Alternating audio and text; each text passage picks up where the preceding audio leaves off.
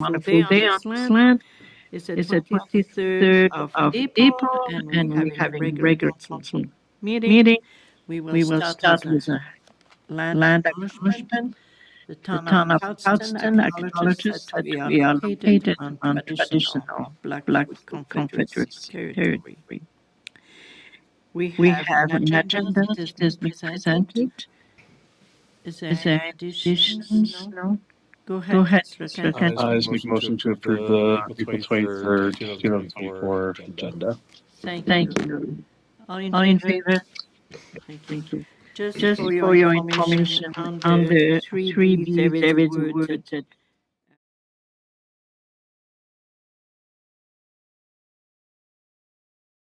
there's no borrowing for road closure. All right.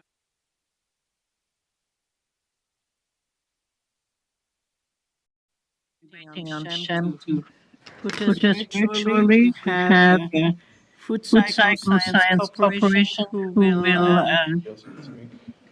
go ahead, talk to us about recycled households. And for whatever reason, I was saying to Jeff, I know that concept, but I do not know where I learned about that concept. So it'd be quite interesting to hear that presentation. So Shem, is he there? He's there. Oh, we don't hear him. Yes. Hi, Jacob, if you are there, we don't see you. I am in the Zoom chat and I can see you. Okay, good. Welcome. Thank you very much. Am I up on the screen now or still no? Yep. Go ahead. Perfect. I'm going to share my screen. I will need permission from the host of the meeting to share the screen, if that's okay. Done. It's Perfect. okay. Thank you very much. Okay, I just want to start by saying good evening, Mayor, councillors, and members of staff.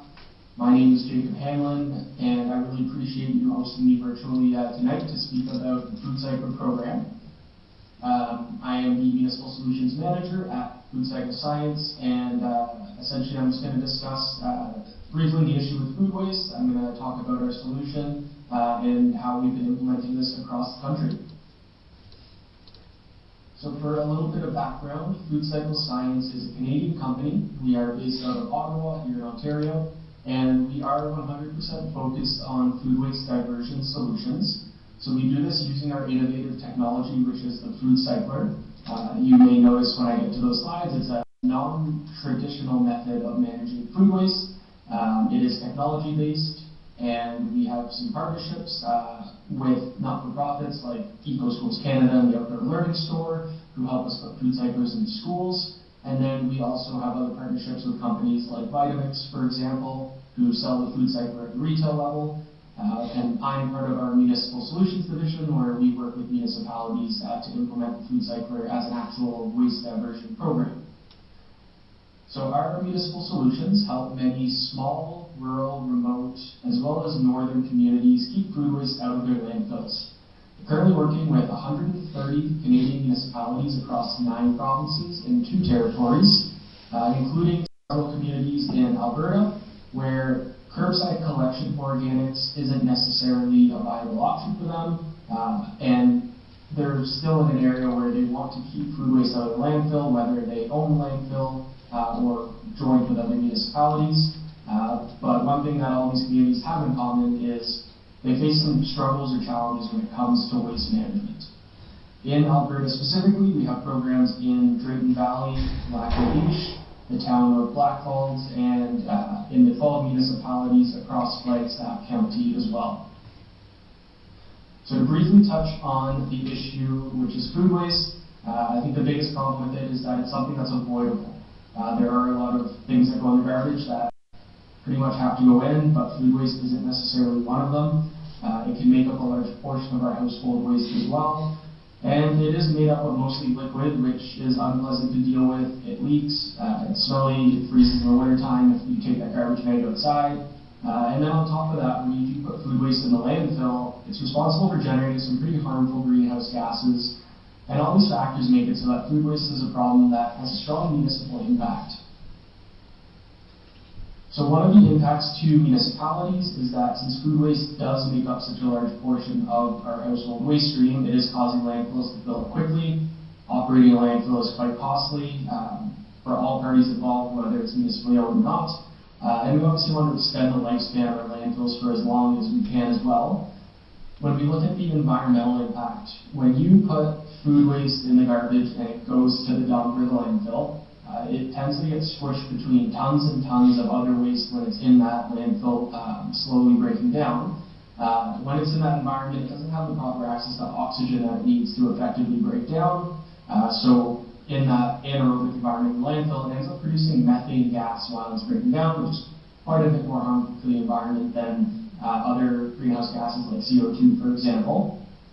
And then lastly, when we look at our communities, putting food waste in the garbage is unpleasant, it causes odors, it attracts animals, especially in some of our more rural places. It can be an issue with bears and other animals and pests coming into that garbage. So overall, we remove the food waste from our garbage.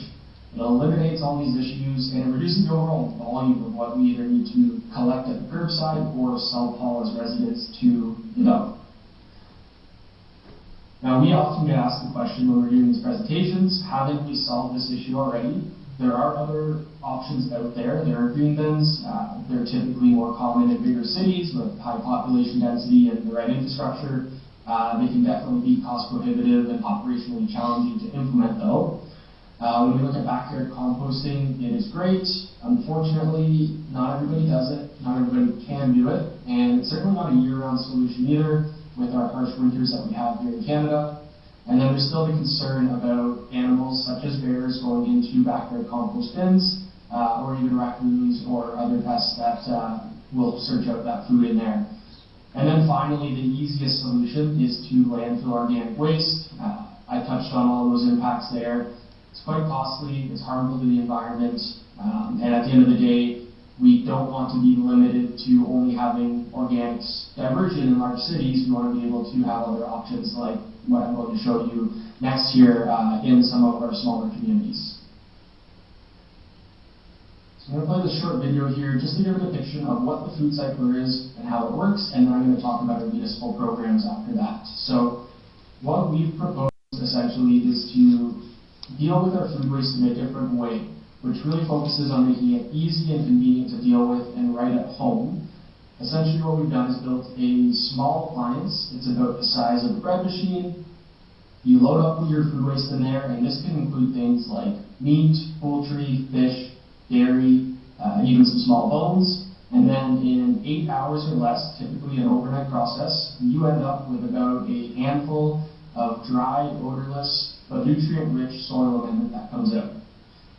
Food cycler can be used anywhere that has a plug. I understand in the video it is on the countertop, but countertop space is quite limited. So essentially you just have to put it wherever there's a plug nearby, as long as it's within a space that's above freezing. So kitchen, basement, garage, laundry room, anything like that. And right at home, residents of your community can divert the food waste from the landfill and actually turn it into something that's useful right at home, which I'm going to touch on in the next slide. I'm just going to quickly speak about the two machines that we offer in our municipal programs. We think it's important for residents to have options depending on the size of their household. So the FC30 is our smaller unit. It's a 2.5 liter capacity. The Eco5 has a 5 liter capacity. That's the one you saw in the video there. Residents have the option when they're registered for our programs to choose which model is most suitable for their household. We recommend the FC30 for households of 1 to 2 people and the Eco5 for 3 or more, but ultimately we leave it up to them to decide. And both machines process food waste in 8 hours or less, so typically that overnight cycle. Minimal power consumption between 0.8 and 1.5 kilowatt hours of power, and both machines have refillable filters just for odor control as well. In terms of the byproduct, I just want to emphasize here with this slide, it's about a 90% reduction in the weight and the volume of food waste from the before to the after. So you put in kilogram of food waste, you're getting about 100 grams of byproduct that comes out. It's dry, it's clean, it's odor-free, and there are many options for what to do with this byproduct. So while most of the residents in our programs do add it to their garden soil, it can be mixed in there with a fertilizer. So it's not finished compost, but it's more relatable to a fertilizer in its nutrient value. You can mix it into the soil. It will help with soil health and plant growth. But we understand not everybody has a garden. It can be added to a backyard composter, a tumbler, a green cone. It can be integrated into existing leaf and yard waste systems, dropped off at a local compost site if there is one. And in some of our community and programs, we have local farmers or local community gardens who will actually partner up in the program and have a place where residents can either drop it off or it can be collected and can still be integrated into the community, either at the farm level or the community garden level. And then lastly, you can get into a green bin as well, or a curbside organic service or facility if it's available. I'm going to touch on the kind of a comparison here between the traditional waste management method and food cycling program as we transition into the municipal program here. The traditional method, it is a heavily burdened system. There are unrelenting costs involved with trucking, labor, maintenance. Essentially, when you're picking up waste with trucks, you're having CO2 emitting vehicles out on the road. There are safety hazards. There's just a lot of moving parts involved there as well. With the food cycler, it's a truly decentralized approach. So waste doesn't have to get trucked or driven anywhere to a transfer station or landfill. It can be dealt with right at home. It avoids unnecessary labor costs, greenhouse gas emissions from trucking, for example. And most of all, there's no infrastructural costs to the municipality or to the resident either.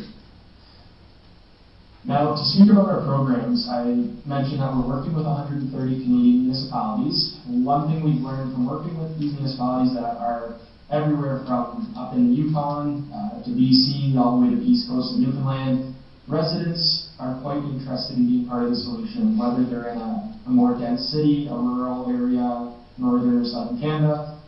They're quite grateful when their local governments bring these programs to their community and give them opportunity to participate in waste diversion programs.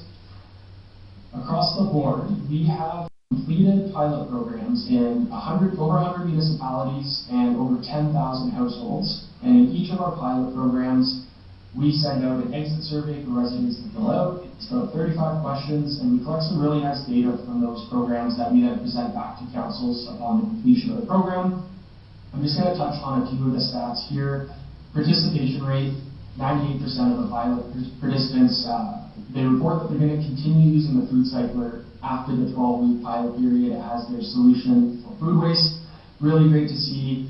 With a lot of curbside organics programs, it typically sits around 50 or 60% for people who have a green bin that they can put at the curb. So to see a 98% participation rate is very encouraging and great to see. The other I want to touch on is just that net new diversion, the second stat from the bottom. According to the reporting from residents, how often they're using their food cycler, how full their bucket is, we're estimating that each household is diverting about 300 kilograms of food waste per year, and that is quite substantial when you think about that amount of waste that's no longer being thrown in the garbage, trucked to the landfill, and taking up space in the landfill as well. A couple more slides here before I wrap up and open up for any questions. This is just the pilot program timeline here. It's typically a 12-week project. Residents will purchase a food cycler from their municipality at the subsidized rate that we'll see in the next slide. They'll use the unit and track the number of cycles per week using a nice resident package that we provide to them. And then at the end of those 12 weeks, the resident keeps their food cycler for good, and then we ask them to complete that exit survey so that we can evaluate the program's success. We then put those results back into a nice report and a presentation, and essentially 12 to 15 weeks after the program starts, one of us is right back here in front of council presenting the results and the success of the program, showing how much waste has been diverted, and providing some recommendations for expanding the program further throughout the community. So this is the funded pilot program structured here. It's a subsidy model where Food Cycle Science provides an initial discount, and then we add in some federal funding that we have. So the top line is what you would find on Vitamix or on the Amazon website. That's the retail price of the machines. We put in our discount and have that federal funding discount as well from Agri-Food and Agriculture Canada, and that brings the price down by 50%. We then ask for a municipal subsidy of $100 per household, and then the resident pays that remaining amount of either $150 for the small machine or $300 for the larger one. We find this price point has been really effective for residents being able to afford this type of technology, and for municipalities, it's a low-cost waste diversion program. It's a one-time cost of $100 per participating household, and with the lifespan of machines being about 7 years, it's 7 years of waste diversion from that point on. What's really great too is once a program is implemented and these units deploy in households, the waste diversion begins right away. There's no buffer period or anything like that, so it's a low-cost, immediate diversion program. And after that 12-week pilot period, the residents get to keep their food cyclers for good. Just going to summarize here before I wrap up kind of the overall cost of the program. These are some pilot size recommendations. The minimum program size is 50 households. For a community of your size, we recommend the 100 household program, which at the municipal subsidy of $100 per household would be a municipal cost of $10,000 plus shipping and tax. This amount also covers our team. We have a municipal team of about 8 members here. Covers our team helping with promotion of the program, registration, customer support, and doing that final report and presentation and the data collection as well. It's really not a municipal staff heavy program. Our team is really here every step of the way to help and make sure it doesn't burden any of your staff members. These numbers are just recommendations in terms of the pilot sizes, and we're happy to adapt that based on things like your budget, your needs, or your resident demand. I'm going to wrap up here. I'm not going to go through all of these because I believe you have a copy of my presentation on your side, but just some partnership benefits. I touched on quite a few of these throughout the presentation here, but overall we're providing residents with a low-cost opportunity to divert the food waste, reduce greenhouse gases in the community, and extend the lifespan of your landfill. So with all that being said, this evening I'd just like to ask that you kindly receive the presentation as information. If there is interest in partnering with us on the program, or if you'd like more information, I'm happy to work with a staff member to bring a report and a recommendation back to council in a future meeting.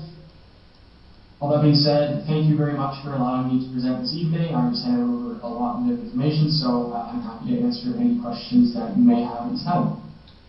Thank you, Jacob, for this presentation. It's inspiring for sure. We have council here. Any questions? Councillor Grainger. So in the pilot program, the $300 is shown as the household cost. For 5 million. Yeah, for the big one.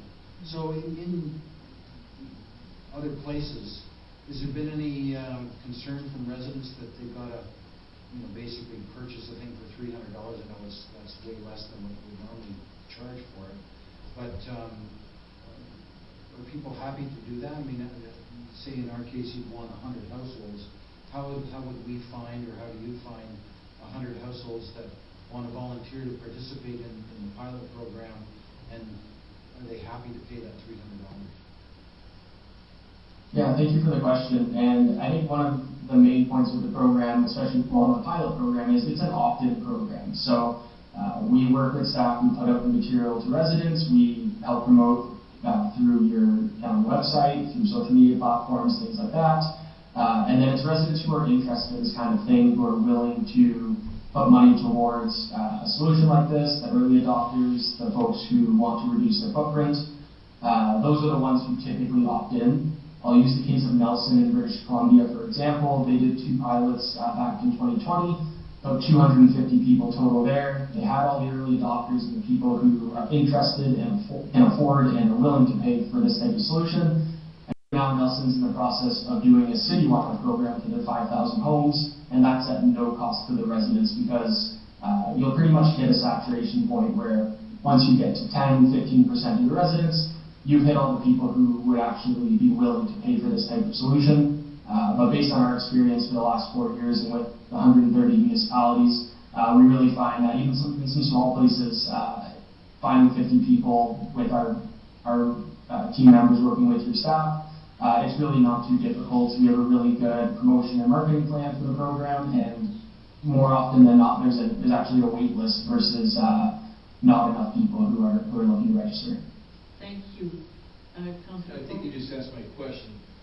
If, say, 300 people want pilot projects instead of 100, do the 200 grab a luck? Is that the idea? So what we typically do is we have registration open for however long. Usually it takes between a few days and 2 weeks to actually have, for example, 100 spots filled up. If demand is just crazy and it exceeds that, it is promoted as a first-come, first-served program.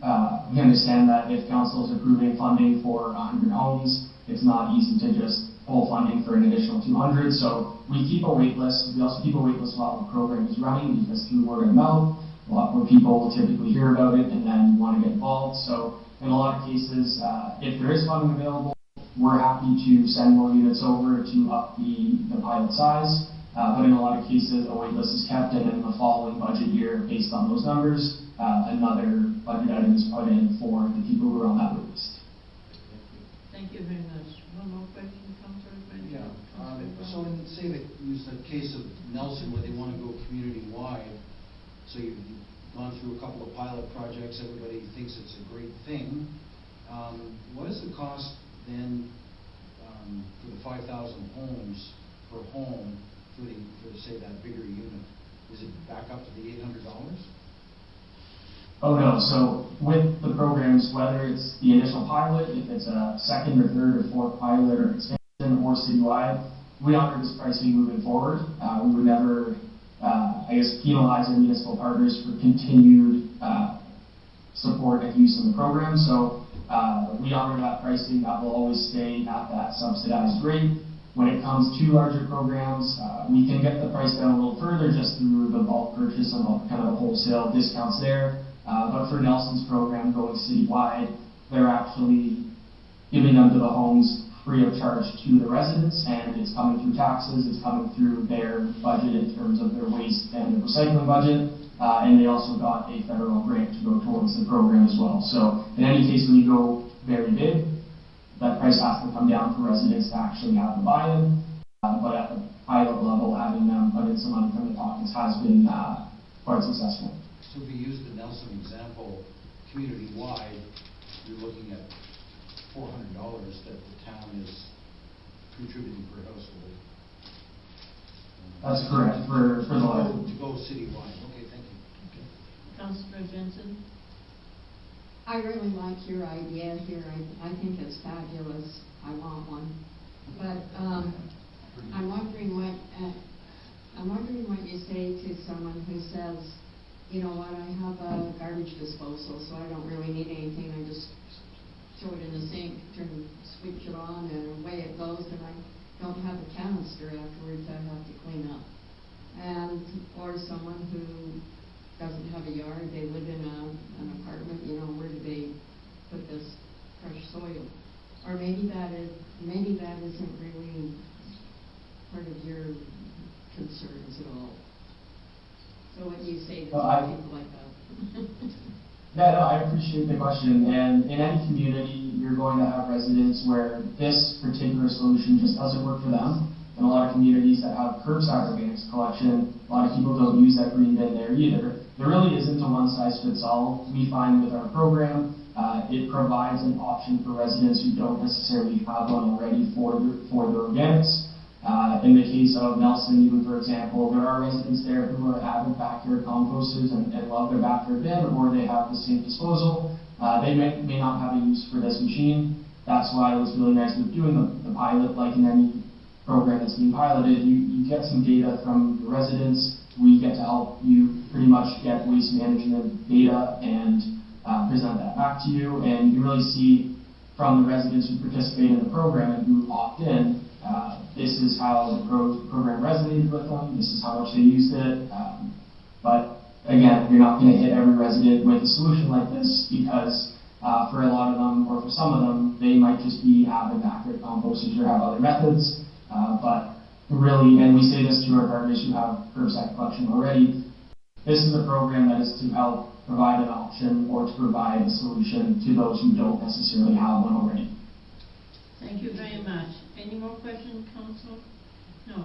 So, in a couple of weeks' time, we will review your presentation and we will make some resolution or decision regarding what you spoke for a solution at the municipal level and at the household level.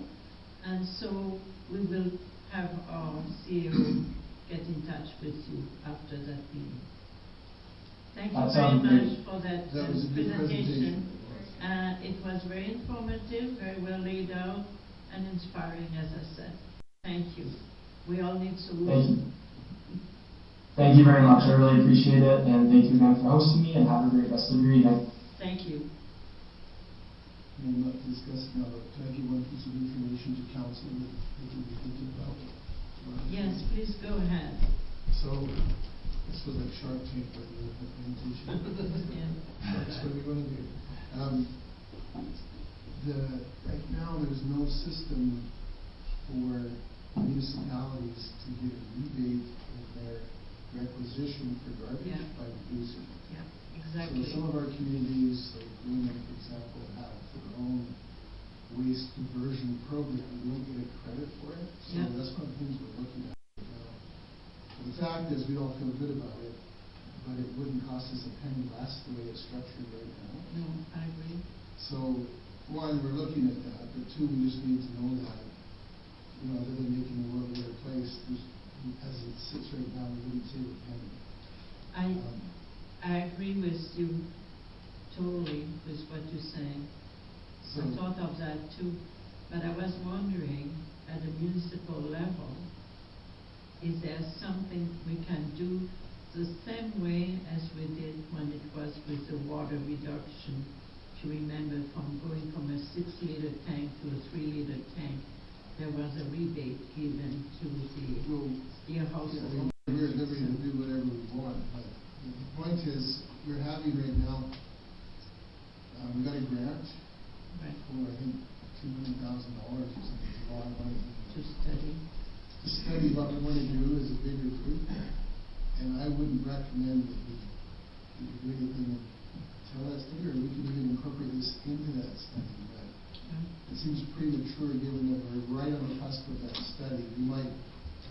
One of the things we're looking at is reverting programs like this. No, I totally hear you because I was at that meeting and I know what you're talking about. If I could ask Councillor Burton a question, because he's on the solid waste committee. So looking at these numbers, we're looking at the pilot that would be interesting. But if we want to pass that, like Nelson did, we're looking at $400 a household for the bigger one. And can you tell from what he's presented that it would be worth our while to invest that way to reduce? On 100 houses, it's 2.4% of our waste, just a rough figure. Yeah. Because you've always talked about how close to the line we are. We are. In terms of weight. I just did a quick calculation, and I tried to look for our real numbers and couldn't find them, so I just estimated that we're an eighth of what's produced, which is going to be. This was like 10 groups, 10 or 11. So anyway, on that, it's like with 100 households, it would be 2.4% of what our town produces. It's just a pilot project at that point. But the pilot project is giving you some numbers. So you're thinking it may not be worth it because the I don't know that reduction isn't enough? I don't know that I'd come to the conclusion, but... Can we maybe keep the discussion for 2 weeks' time? You are starting to move things where it doesn't belong to that meeting. Information so you have it in your heads. Yeah, if we don't mind, let's go back to our agenda the way it's displayed to us. Okay, let's go to the minutes of April 9th. Councillor Jensen? I make a motion to adopt the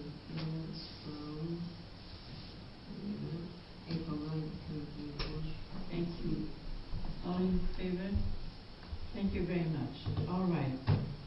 Now, we're going to jump to 5F, the draft policy F 2014 with our fees and charges that have been modified for a few things, the campground, the golf course, etc. And swim lessons, I think. Go ahead, Jeff. So in January this year, you approved an amendment to this policy on the campground rates. The contractor would like to look at some rates associated with the group sites in the reunion center. So again, back in January this year, there was amendments made to the main campground rates already. The other thing while this was open is Parks and Rec wanted to address some of the swimming rates as well. And so those are in red line on the policy. For some reason, the other ones are in blue line, but anything with a colorful line were the ones that were amended since you've last seen this. And like I said, the rest you had approved back in January 2024. So if council's accepting of this, we'd appreciate a resolution to adopt this version of the policy. I should mention, Mayor, just because you mentioned the golf rates are an administration policy, and so that's already been taken care of. Good. Thank you. All right, so we need someone to move adoption of a fee on this. I was just going to say on the pool rates, I believe that they're increasing because they finally are able, they have like ability for credit cards now on the pool. Yeah, we they are got a taking system where they can now use cards, and it was something about transaction fees that they take, and it's just kind of routine in a way. So okay, makes sense. that's Councillor Burton. Jeff, when I read this, I wondered why we have some of our rates for town facilities set by this formal process and others not. Can you explain why some are some way and some are different? Yeah, we pulled golf out a few years ago because there was always this circumstance, they're looking for this, we want to do a promotion, that was a big one. We'd like to do promotional rates on this date. And it's like, well, I have to go to council to change the policy for those rates. And that one we just found was easier if we pulled them out. The rest can stay pretty static and it works okay. We were struggling, especially with promotions at the golf course. So if we were starting over, given your experience with rates, would it make more sense to change any of this, to have all of them administrative, or none of them administrative, or what do you think is the ideal? Is golf course the only natural exception? I don't know if it's natural, but it's worked well to have the golf course administrative, because I can reach out to the golf committee and say, hey guys, we're getting feedback on this, what do you think? Or what if for the rest of the season we go to this on a certain day to try it, and we can change it right now. That's the flexibility I was looking at. Yeah. So if you're at the pool wants to have a promotion where it's free swimming for an afternoon or whatever it is, it doesn't matter. Yeah. We don't have any of that flexibility here. Yeah, we found that these ones have worked okay being static, and maybe we've pushed the letter of the law a couple of times if we've done something like that. But generally at the pool, the programming is pretty fixed, pretty set, and pretty full. And so, yeah, so we kind of just sell at that rate. So you don't see any reason to change our structure of this? Not necessarily. I think it's working okay. I mean, the campground's interesting because sometimes we do have the operator who's looking to, maybe there's just a unique circumstance, and they're looking to accommodate the unique circumstance, and yet they're bound by a policy set rate. I was wondering with the campground why we approve those rates at all when you contract it out. I think you just set the rates. So part of that was that council wanted to be able to just keep some level of oversight on that to make sure, one, it didn't become unattainable and chase people away, and that was part of it at the time. Now, the campground for me might be the next one that would maybe make sense to not, to have some, hey, it's shoulder season, we want to do a promotion to get more people in September, we start doing things like that. That could make a little bit of sense to look at. Our contractors have been really good about the price, and if I might, it's also, they appreciate that, well, you don't like the rates, that's a council thing. Go talk to them. right? They have a degree of separation from that. They're lower down, that people shouldn't want. No, they shouldn't be. Okay, well, that's how you. Yeah, there's a lot there for sure. Thank you. Councillor Brown? I'll make a motion to approve the amended fees and charges to policy 2024-4. Wait, that's a weird number for That's me. the resolution number. Just a second. Policy number Oh, F-20-14. yes, I'm with you on that number. Okay. Thanks. Before we vote, we have a question from Councillor Jensen. Okay, under your campaign, like your group campaign site, and why are we charging less in 2026? Like in 23 it's $20, 24 is 21, or 39 I mean, 25 is 39, and then in 26 it goes to 34. No, it's 44, Councillor. That's hard to see because of where they crossed it out, but it's meant to be 44. Oh, okay. Yes. All right. Okay, Yeah. having that It is a strange one. explained, all in favor? Thank you very much. All right, let's move forward. We're going to go under 6, and we're going to have the audited financial statement. So Jeff, normally we should have received that pretty well at this meeting, but it's not happening, so help us. Yeah, just a quick, I was hoping to have it when we did the agenda. The accountant's not quite ready. We're actually going to get it administratively in the next day or two. So what's going to happen, and trying to decide if I'm asking for permission or forgiveness here, but what we've decided between the accounting firm is we have to have those submitted into the province by April 30th. Yeah. We have a deadline to do that. So he's going to send us the statements Thursday or Friday for administration. Hawkins, Jill, and I will meet, go over those. If everything looks in order and everything looks fine, we're going to submit them. But then at the next council meeting, we're going to have them come present and get a motion of council to approve them. If there's something incredibly offensive to you at that time, we'll retract them from the province and correct it. I don't anticipate it, by the way. I already know what the management letter on the audit says. We've already seen that. There's no concerns. They're not bringing anything to you of concern at all. So we just weren't able to get them. They're in McGrath tonight. Presenting there, and they just weren't ready 100% here. So, with, again, your forgiveness, we're going to get them submitted to the province and then have them at your next meeting, Mayor, Councillor Burton.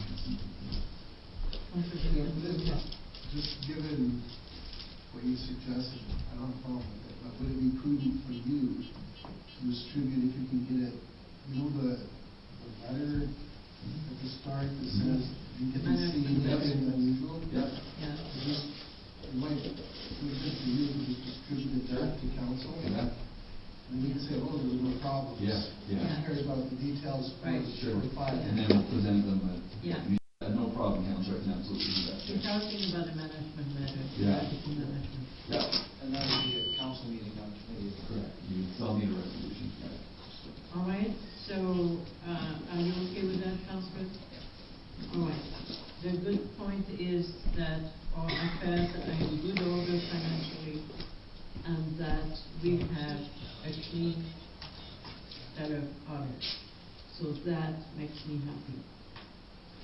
All right, so let's go with 6B, the Golf Course Clubhouse financing. If you can move your head among the figures, you're doing good. If I might, we brought in dinner fairly early today so that we can be done before all the public hearings start. This one's probably going to take a reasonable chunk of time. Just taking a little while, yes. And so I wonder if you want to take 5 minutes and do C and D. Okay, so... And then we can come back to this after the public hearings. All right, 6C, the Belly River Reservoir support. That came through the mayors and reeves. There is a concern that water is going to be in shorter and shorter supply, and that maybe if we were able in the south, it might not benefit us, but in the south regionally, to have another reservoir, it might be a useful thing.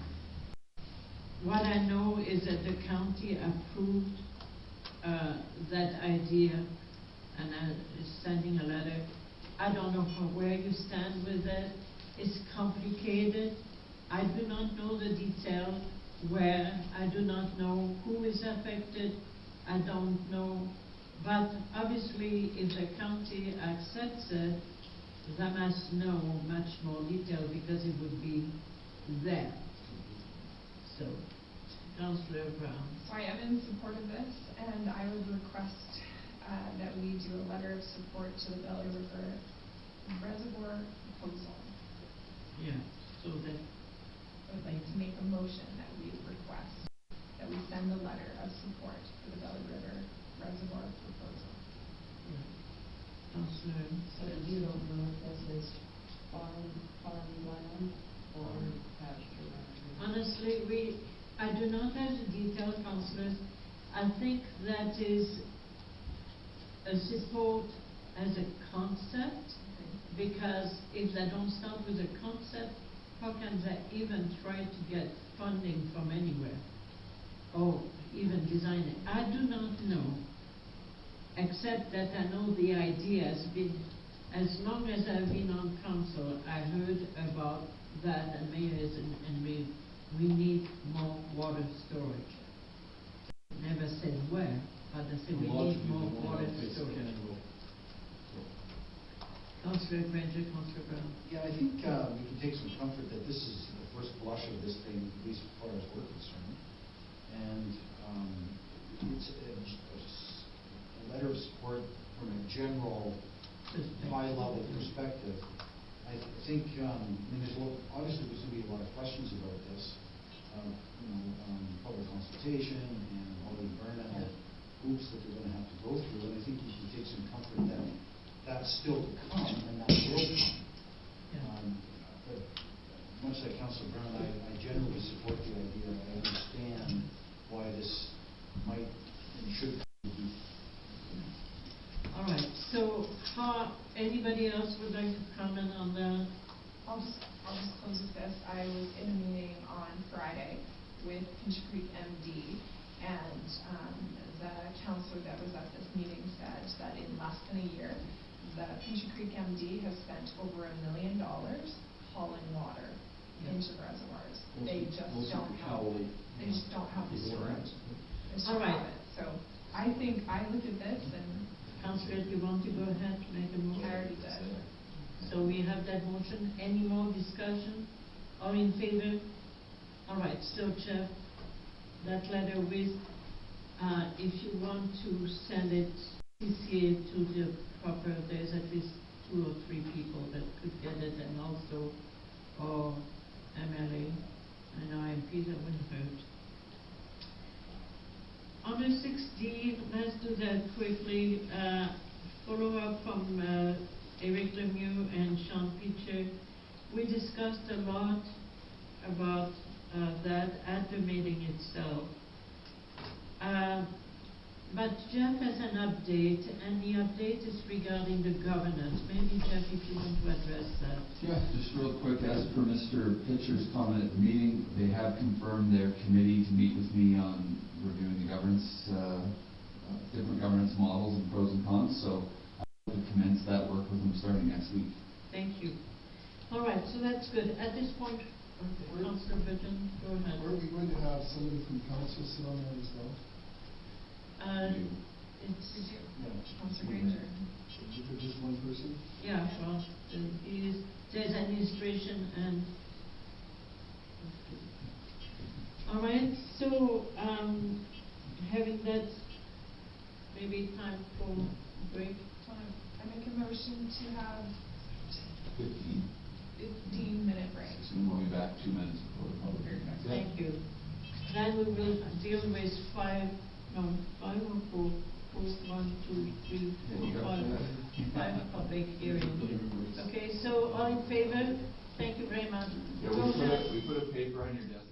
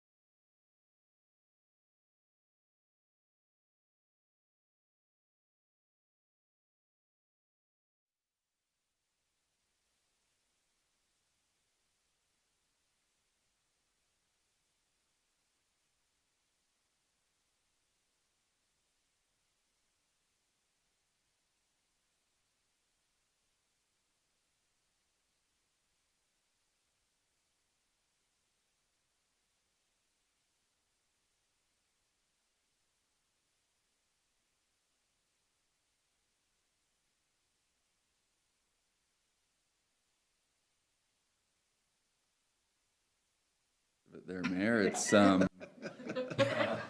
yeah, I think you said it. So we have a portion of a road in the West Industrial area at the end of 2nd Avenue West that is proposed to be removed under the MGA Section 22. The council must have a public hearing after first reading of a bylaw to close the road.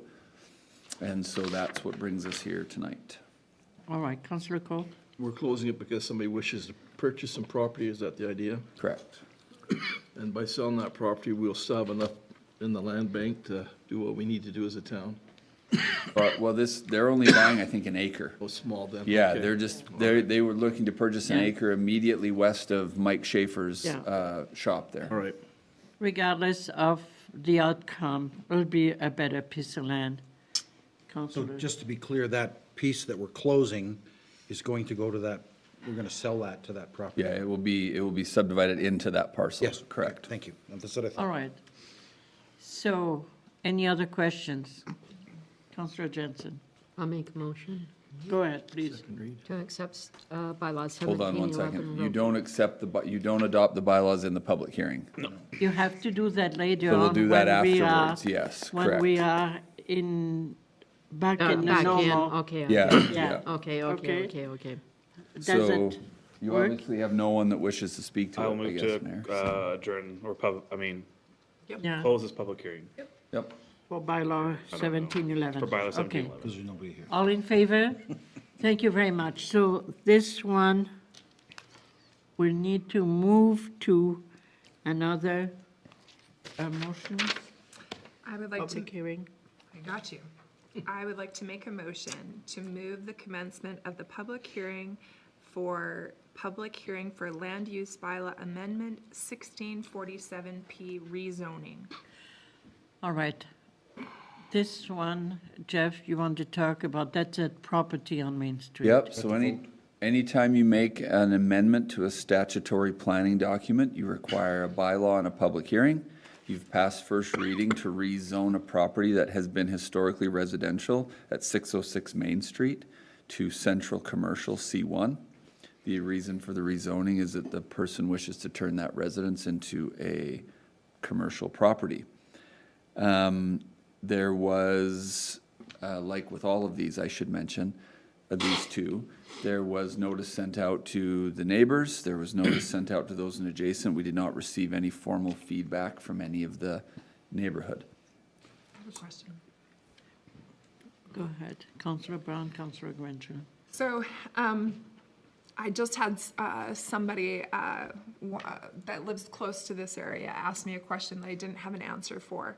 So if in fact I own a property and I'm running it, if I own other businesses, can I store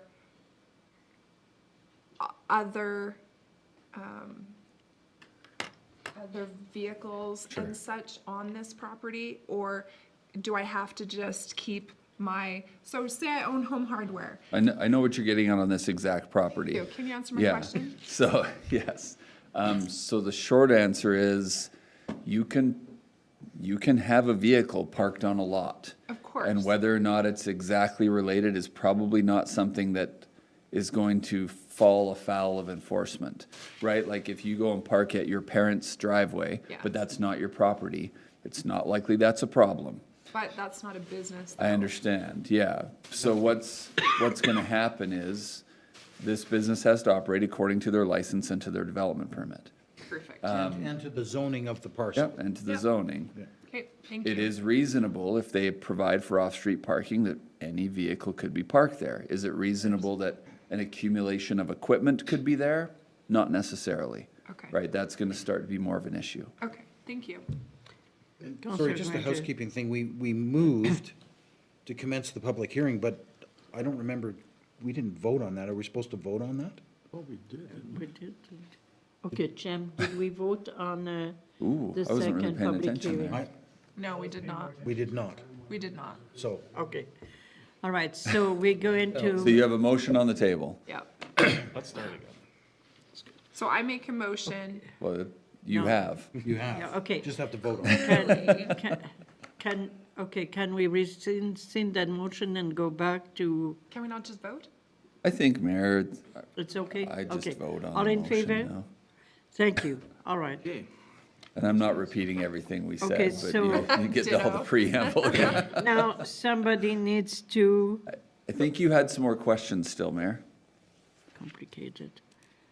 Any questions? I was just gonna adjourn this one. Well, did Councillor? Oh, wait, I think Councillor you still have had a councillors with comments on this public hearing. Well, Did you have a I was just comment? going to comment that no On matter this? how it's zoned, it's still susceptible to, The MPC anyways. well, no, I was Bylaws. going to say, as far as equipment or anything like that, you know, we still have our unsightly bylaw that's independent of zoning. Okay. So if anything starts to look unsightly, it's unsightly, and we can deal with it on that basis. Thank you. And for clarity, it's not necessarily related to a zoning question, but we've talked about the difficulties of its physical geographical location in terms of being a low spot in drainage. So just for clarity, Jeff can answer my question, those kind of issues would come up in development permit and other things down the road, right? Because I think we all recognize this could be problematic for the owner, but it's the owner's issue. Yeah, we already addressed that at the last. Just because council we meeting. approve the zoning doesn't mean No, the person No. gets off the hook for Exactly. anything else. no. Okay, so we need Councillor Kenley. Yeah, I move to adjourn this public hearing for 1647P. Thank you. All in favor? Thank you very much. Okay, now this time we're going to do it right. Let's do, on this one is the borrowing bylaws. So we need to really get that straight. All right, I will move go ahead. that we commence the public hearing for bylaw 1707, wastewater treatment plant borrowing bylaw. Okay, let's vote. All in favor? Thank you. Now, Jeff, help us with the millions of dollars. Sure. Sorry, I'm just making sure I am on the right one between the three different borrowings. So this public hearing is to discuss borrowing for the capital replacement of the wastewater treatment plant. The intent of this borrowing is to borrow up to $8.1 million in order to accommodate that project. And we will talk later about the line of credit. But for this one, this is intended to be able to negotiate the long-term debt structure for the wastewater plant. So this is, and I've mentioned this before in previous meetings from administration's point of view. Our goal is to whittle that number down to as small as possible to require as little as possible of this 8 million. To borrow the whole 8 million, if I can be very frank, puts a tremendous strain on our debt servicing ability. That's a huge amount of money. And the debt servicing costs of that on an annual basis will be a major issue for us if we can't close that gap. However, we cannot commence the project until you as a council have approved the borrowing bylaw for the project. And we're hitting a point in time, given lead times of equipment, et cetera, that we will be needing to start purchasing significant pieces of equipment. And so all of this needs to be in place. A quick update, and because actually we have a little bit of time before the 6:15 public hearing, is that we are getting close to having the second estimate on the project presented to council. And Adam is actually going to come and talk to council about where we're at, what's happening, and where they're at with new numbers. So we were waiting on the provider of the membranes, DuPont. In the case, there was Veolia and DuPont. So DuPont has since, we had to sign non-disclosure agreements with DuPont, and they've since provided us both the performance and the costing details on their technology. And so that's being put together. The engineer also associated is also entertaining some very interesting options. I almost said opportunities, it's not that at all, but options as of, we've run into some challenges on working within the existing facility. So for example, those membranes need to be lifted out and serviced on relatively infrequent, but on a certain cadence to be serviced, let's say annually. the current height of the roof in the building does not allow us to pull those out of the effluent to service them. And so the question was, now what? Do you raise the roof on a portion? What do you do? And so they have decided on the next design you're going to see is that the roof from just, you've all been through the wastewater plant, I think, right? So you walk in from the offices, actually literally walk in this way, and the first thing up high is all the headworks. So there's a bunch of what they call headworks equipment, and then it drops down a number of steps, and then the big RBCs are in there. And then after the RBCs is the clarifiers, the big pits with the skimmer on top. So the next design that you will see actually has no roof over the facility over the RBC banks. It will be open air. And it will have a monorail over top that can go back and forth to lift all of the cassettes. So it will be inside, through the headworks, open air, over the RBCs, which will be the ABRs instead of RBCs, and then back inside over the clarifier tanks. And they think that might be the most cost-effective way to go. And what you're seeing in the industry, in the MBBR world, obviously there aren't any other MABRs around here, but in the MBBR world, they're building these plants completely open air. Yeah. They're not covered at all. The City of Calgary's massive new MBBR plant is completely open air. Yeah. And it stays outside. So just as a point of interest, you'll see that coming. Go ahead, Councillor. So even with our weather? Yeah. Okay. The latent heat in the sewage. Your effluent coming in is pretty warm, and it's only exposed. Yeah. Yeah. Well, your shower, you're having a hot shower, and it goes down the drain. I'm gonna be okay. And so that is only exposed to the elements for actually a relatively short amount of time. Okay. Right? It's coming out of the headworks, going through the membranes, and then into the clarifier. So it isn't sitting idle. It's always moving, and it's a short period of time that it's exposed to the elements. Okay, we have about 2 minutes until the next. I just wanted to remind council about getting that 8.1 million down. We're not finished looking at all of the possible grants. We're making a pitch to the provincial government to see if they'll give us more than 50% value in the grant that we've got, if we can get all 14 million of it, for example, because it's new technology that has a benefit to the province. We're working on that. Yeah. We have reserves, what, up to close to 3 million in we're reserves. gonna be pushing 3 million after this year. That yeah. we can apply against that 8.1. Yeah. The 8.1 is like a worst-case scenario. Yeah, and I think it's important to point out, Mayor, Councillor Grainger hit it on the head, is that 8 million is not considering the amount in reserves for major utility That's right. capital. Yeah. Which I believe after we talk next meeting and looking at our surplus and looking at what we're transferring to reserves will be nearly $3 million. So that's a tremendous help just in and of itself. Yeah, that's wonderful. Any other questions? Just a couple of things that make me nervous, of course. It has to be a certain amount of trust, but it's like buying a new car without knowing the price of it.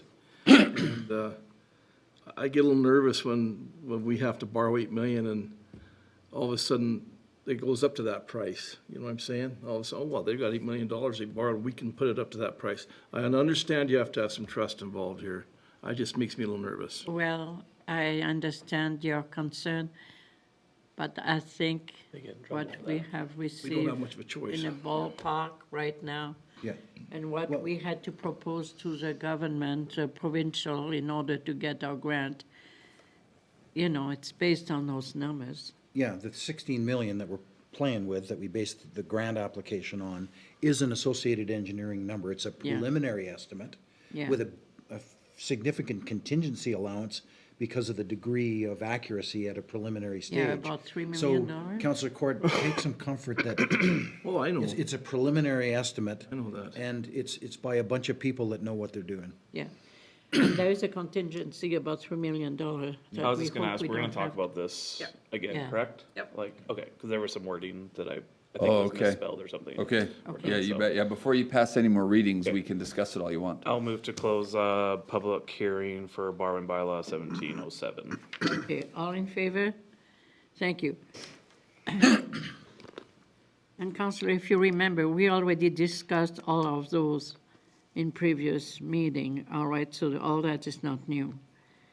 Okay, so I would Councillor, like to move to commence the public hearing of borrowing bylaw 1714, WWTP line of credit for borrowing bylaw 1714 wastewater treatment plant line of credit. Thank you. All in favor? Jeff, go ahead. So This is this quite a one is process. this one is a little bit of a revolving line of Yeah. credit. So I just want to make sure it's very clear for any public that may watch this in the future. It is not the intent of administration, and I would say council, of course, to be extending ourselves $12 million on this project. That is not the intent.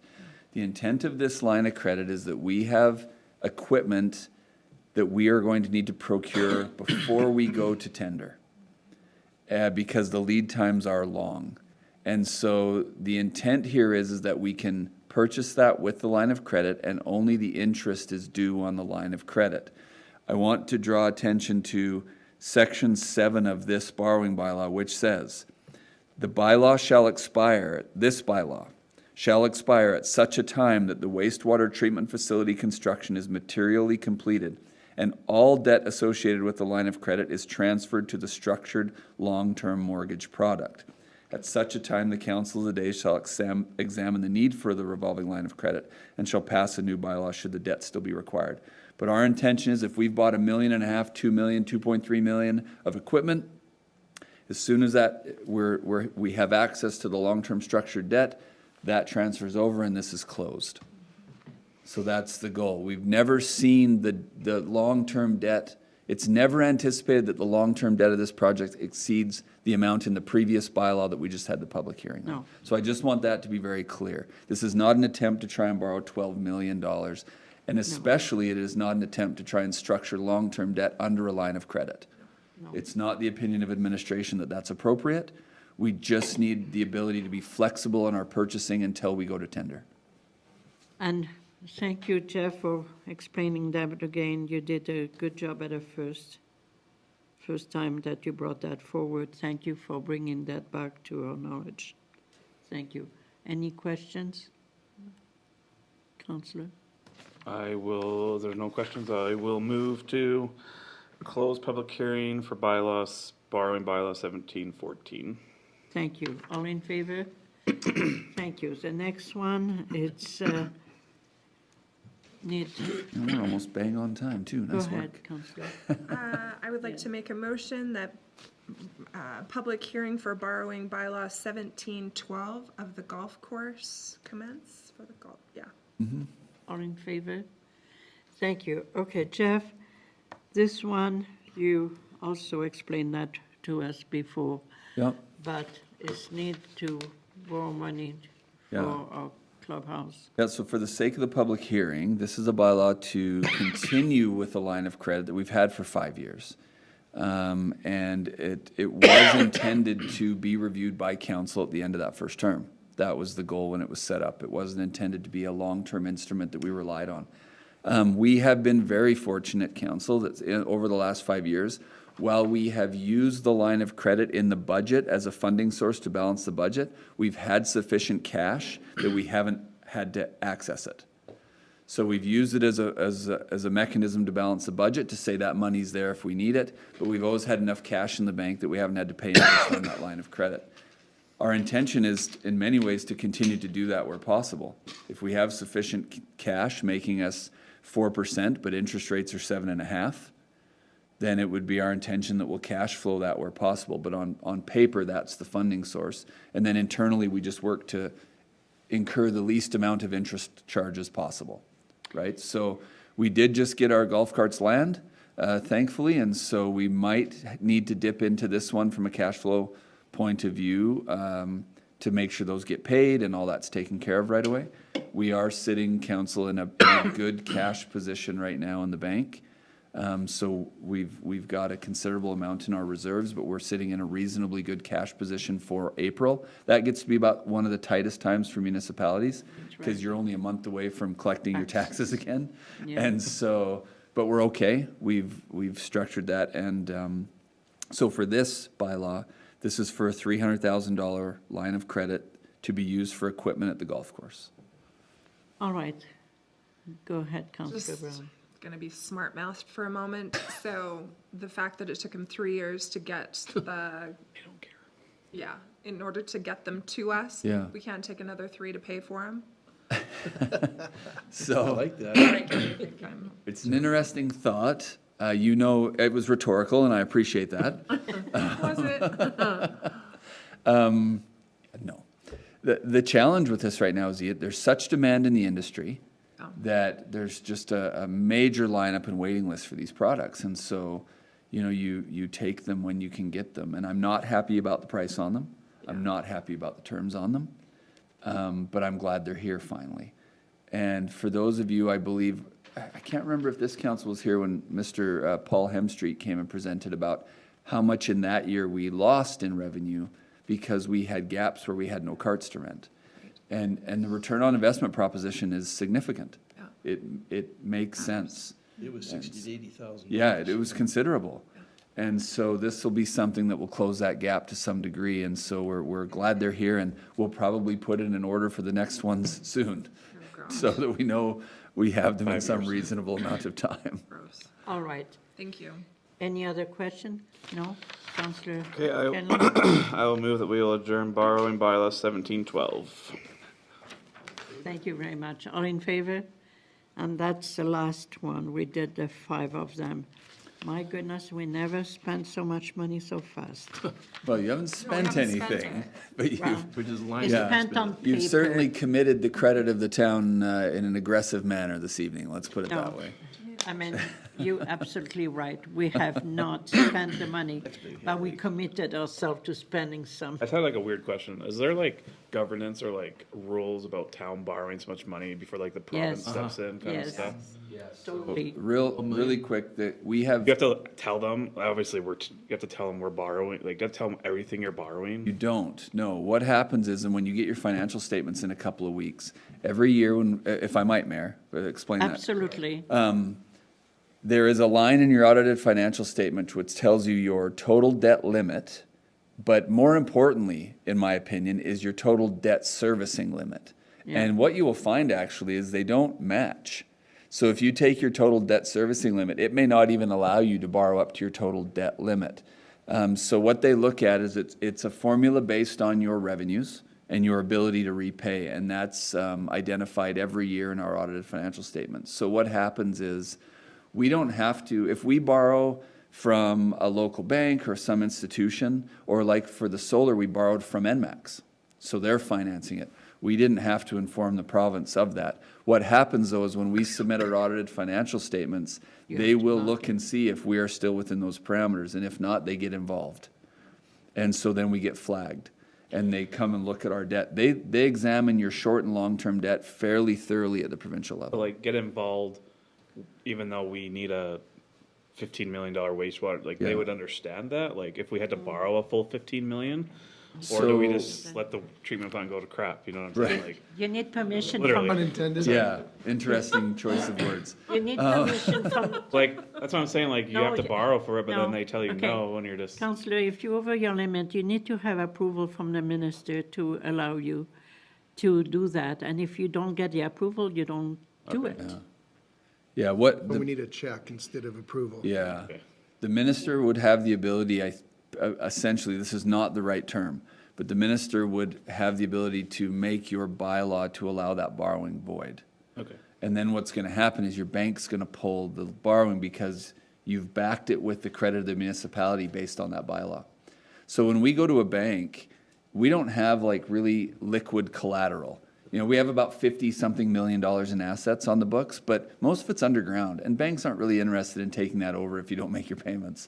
There's not a lot of interest of them coming in and saying, we now own 3 blocks worth of water line. It doesn't do anything for them, it's not resellable. So it's basically just based on the good faith of the municipality, but the minister can intervene, and we've seen examples where even the ministry's gotten involved in the type of debt structure you have and how you're servicing your debt and make you re-amortize debt longer so that you can get within your debt servicing limit. We are really, really fortunate that we've got a lot of debt limit, but at the same time, that, you know, we're gonna really have some debt servicing costs to talk about over the next few years here.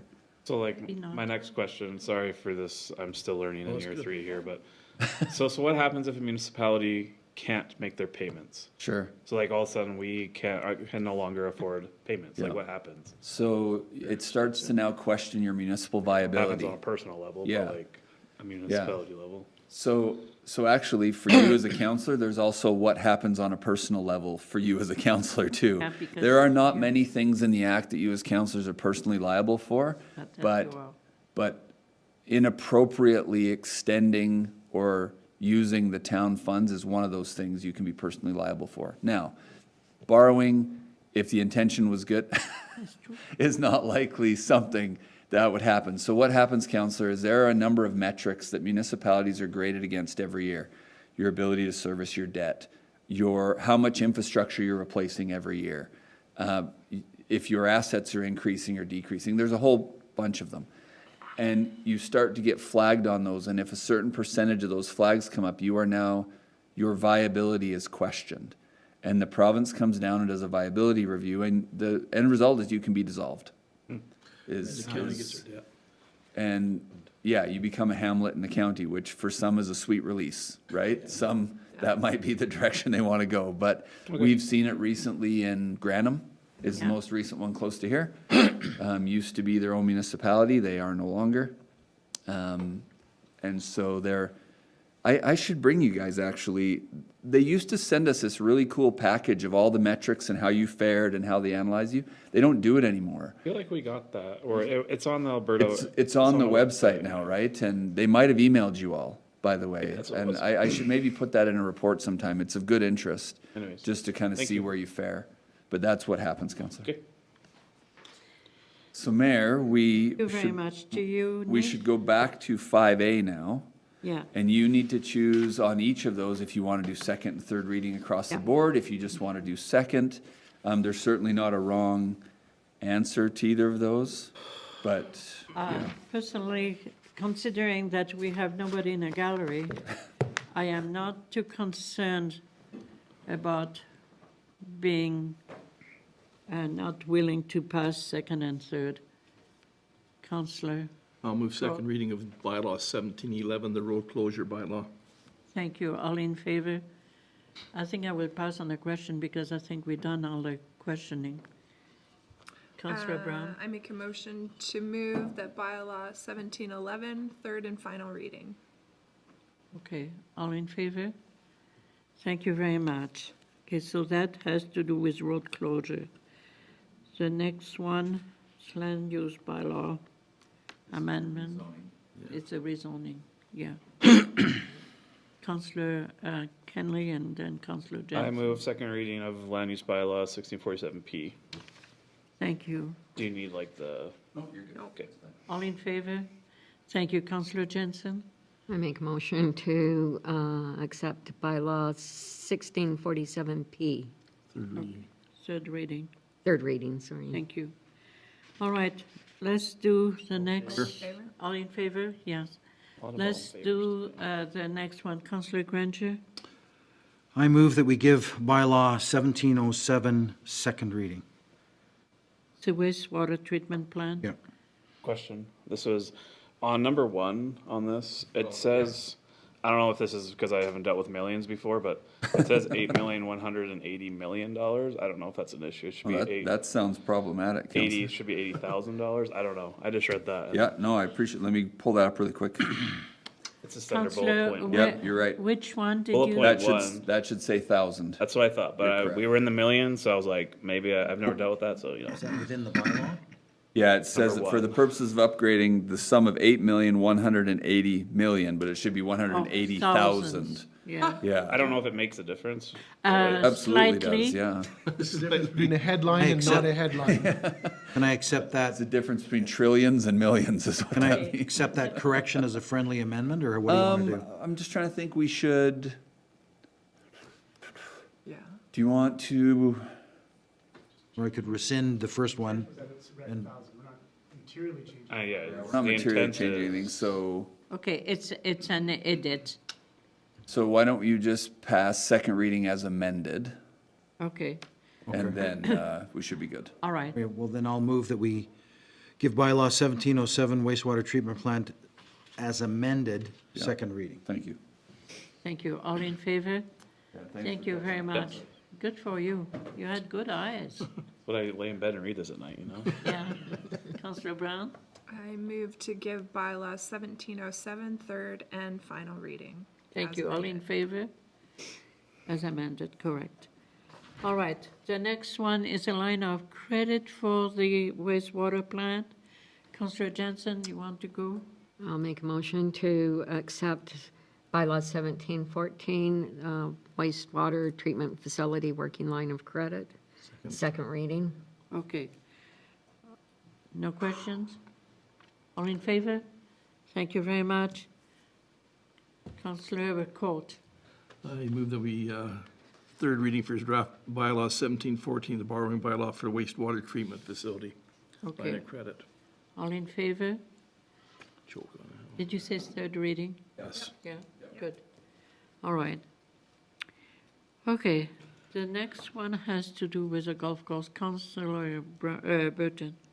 I'll move second reading of bylaw 1712, golf course line of credit. Okay. All in favor? Thank you. Councillor Brown? I make a motion, I move to give bylaw 1712 third and final reading. Thank you. All in favor? Thank you. Oh, my goodness. It's hard to believe. Goodness. Okay. All right, councillors. As Jeff said, we have not spent money. We committed to have money for those different projects. All right, let's go back to 6B. The golf course clubhouse financing. This one can make you change color of hair. I think it's okay, but okay. Do you want me to go ahead, Mayor? Yeah, go ahead. So, Council, when we're looking at borrowing, I know we just finished a tremendous amount of borrowing discussion. We're just going to have a little bit more. Planning for the clubhouse, we have 2 intakes a year with Alberta Capital Finance, which is, in almost every case, the best borrowing rate when it comes to long-term debt. But they're very, very structured in how they do their debt. And so essentially what is happening is the province is usually selling bonds or some instrument to get the money and then lend it to municipalities. So we need to submit, if we wish to use Alberta Capital Finance for a loan in the year soon, we need to submit, they're asking, as you saw in the letters from Sonia, they want our numbers and they want our worksheets. Now I phoned Sonia and I said, look, we're still working on a clubhouse and we're working on getting our pre-tender estimates and then our construction estimates, but we're not there yet. And so what can we do? And she says, well, if you can get me basically an estimate of what you think you need to borrow, we'll work with your number until you have a chance to firm it up. If we don't get in this intake, we're going to be waiting to be able to even get funding till late in September likely. And this way we can have the funding in June and ready to go and have everything structured in June. So I'm asking you unfairly to help me with your level of tolerance of how much we put in for an estimate on this facility. And the reason I ask unfairly is I'm not coming to you with any good numbers. I don't have a pre-tender estimate or a bid prices yet. And so there's a bit of guesswork now. The other thing I appreciated with Sonia when we talked, Alberta Capital Finance is usually very stringent, that if you ask for 1 million, you're getting 1 million and you're not paying it back a minute early. And she said to me, she says, no, give us your estimate and work through your process and we'll adjust the borrowing to exactly what you need when all your numbers are done. And so that's a good thing. Even if we don't need hardly any of it, she said that would be fine. But they have to start getting their debt instruments prepared. Okay. So Jeff, maybe help me understand.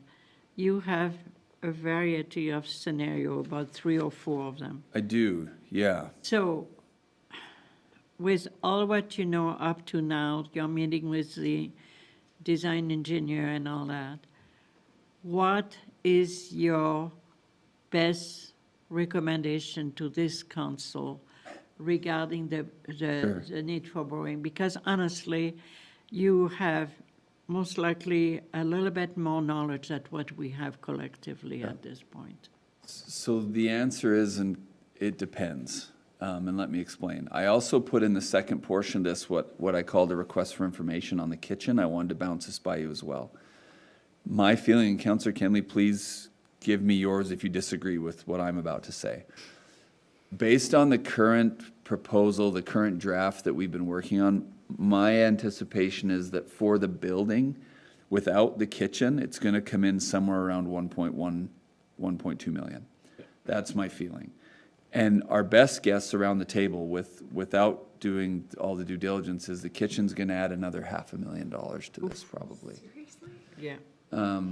So that's the gut feeling on outfitting a full kitchen, buying seating and tables and all the rest of it. So what I put in your backgrounder was a schedule saying, you know, if we borrow 500,000, that has an impact of, and I put a bunch of assumptions, and I fully recognize there's a lot of assumptions there. So my assumptions are that this is a 25-year loan at 5.45%. It's an assumption that all the other operations break even financially. It's an assumption that food and beverage break even annually. And it's an assumption that the shortfall is recovered by taxes. So that's the assumptions. I might be wrong, but I just had to base it on something, and I wanted us all to be on the same page with what those assumptions were. So that means, for example, if this were to come in at 1.2, and we can make the $125,000 transfer to reserves in 2024, and not use it for equipment, but use it for the building, then we need to borrow $750,000, which is means that's about 1.8% of total taxes that we're looking to collect this year. So I'm using this year's numbers for tax collection. And you've seen the schedule, and it moves anywhere from 1.2 to 3.6, depending on how that goes. And that leads into, if we want to put the total value of the kitchen in now, then maybe that number is more like 1.65, which is more of a 3% of taxes. Or we look at alternative ways to fund the kitchen, which is what I put out in that request for information, if that's something council wants to entertain. Yeah, thank you for that. Councillor Grainger. We've talked before, a couple of meetings ago, about the rough reality of maybe having to, build the floor space for the kitchen, put in the wiring and the plumbing, but not the actual equipment, that $500,000 price tag that Jeff talked about the kitchen equipment, until another fiscal year. So if we're only looking at the 1.2 for now, with the 125 transferred and the reserves that we still have from the original 850 that we had a couple of years ago, that's gone. No, you still have about 310. Okay. So what did we say the other day? The number was like around 450,000 in reserves when we transfer the 125.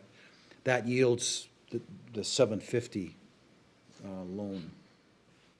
I'm okay with that. I think that for a couple of reasons, affordability is one, the percentage of tax. I don't know that I'm personally comfortable more than that 1.8 for now.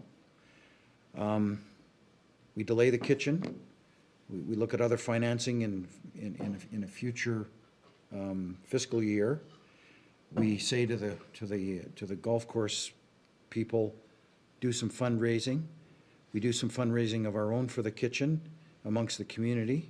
Some fairly well-off person in the community might want a kitchen named after themselves. There's other ways to fund the kitchen rather than going the loan route. And I'm personally not, I think the kitchen can wait.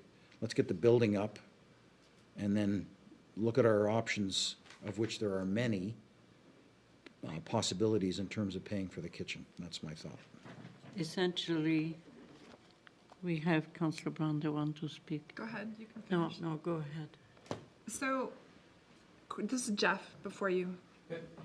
So, if in fact the loans officer that you were talking to in regards to this is fine with us throwing out a number and then tweaking it once we know final numbers, what would be wrong with asking for more But if we end up, say we end up getting a grant from tourism for the kitchen, then we end up not using that money, like, right? So Yeah, so there's nothing wrong I with mean, it it's at all, literally the Councillor, same yeah. thing we just did for all the borrowing bylaws. Yep. We're asking for this much, but our hope is Yep. that we definitely are not using that much. Yep. So I guess my question is, what would be wrong with asking for more on this? And then once we know actually what we're talking about, we tweak the numbers. Yes, so the answer, in my opinion, would be nothing wrong with it. I think part of this was just to get a feel for, it's one thing to ask for more, but it's another thing if there isn't 4 of you around the table that will approve more in the end. Then it was a futile exercise, right? Right. It's one thing to say, let's go borrow $1.25 million so that we have 1.75 or whatever. But at the end of the day, there wasn't 4 of you willing to spend that in the first place. Gotcha. But I agree with your point, Councillor, that you still have time to work that out. Right, so if the number is a little higher, you've got time to work that out, and no one's spending anything until there's a resolution around the table to spend that thing. So you still have time to debate that. I think your point is valid. Thank you. Councillor Grainger? So if we went along with that proposition, and with our, if we applied, so we're 1.2 for the construction of the building, and we'll use your number of $500,000, so we're at 1.7. Yeah, and again, if that's the right number. If we apply what we've got in the kitty in terms of reserves is Yeah. 450, what does that yield in terms of the borrow? Hold on, I got that. Yeah. I mean, did you see over the 25 years or whatever? The 1 1/4. What's, Yeah, so you'd be at a $92,000 a year payment or 3% of taxes, and for how many years? 25. Now, you can also amortize that out another 5 years under AFSC too. I put the schedules in because you can see the total interest paid over those terms. I mean- You're paying an extra $1 million for that clubhouse when you term it out over 25 years. 85% at the end Yeah. of the day. Yeah, we're adding another $1 million to it to amortize it that long. That's a difficult pill to swallow, isn't it? I'm uneasy with what this bureaucrat has said to you about this flexibility. Because I thought earlier you said when you go to them and it's $1 million, it's $1 million. Yeah, so And once then all we, of a sudden she's flexible. well, once we decide on that number, Councillor, that's it. That's it for that project. But she's saying, look, I recognize you don't have your numbers in. Give me your best estimate right now. We'll plan for it. But if it has to get tweaked a little bit between now and when you get your numbers in, we'll be accommodating. But then once you've decided on your number, that's your number for 25 years. Yes. So, I guess I'm a little bit nervous about, on the strength of a phone call, that we have flexibility to back Sure. off. If we, let's say our construction costs come in at 1.4 million. Yeah. The kitchen's definitely off the table as far as I'm concerned. So I'm a little nervous about what are we committing to in this vote tonight? Yes, so my feeling is that you will not be held to the number that I would submit on the 30th. Okay. Councillor Grainger, you're talking about the kitchen. Jeff has a proposal for an RFP. Yeah. I really think, personally, my own opinion only, that there is maybe merit in trying to figure out if there is somebody interested in taking on the kitchen Sure. project. But to me, they're separate issues. But What are we they are committing to? linked. They are linked in the sense that if you intend to borrow everything with the kitchen, you're talking 1.7 million. Yeah. You're no longer talking 1.25.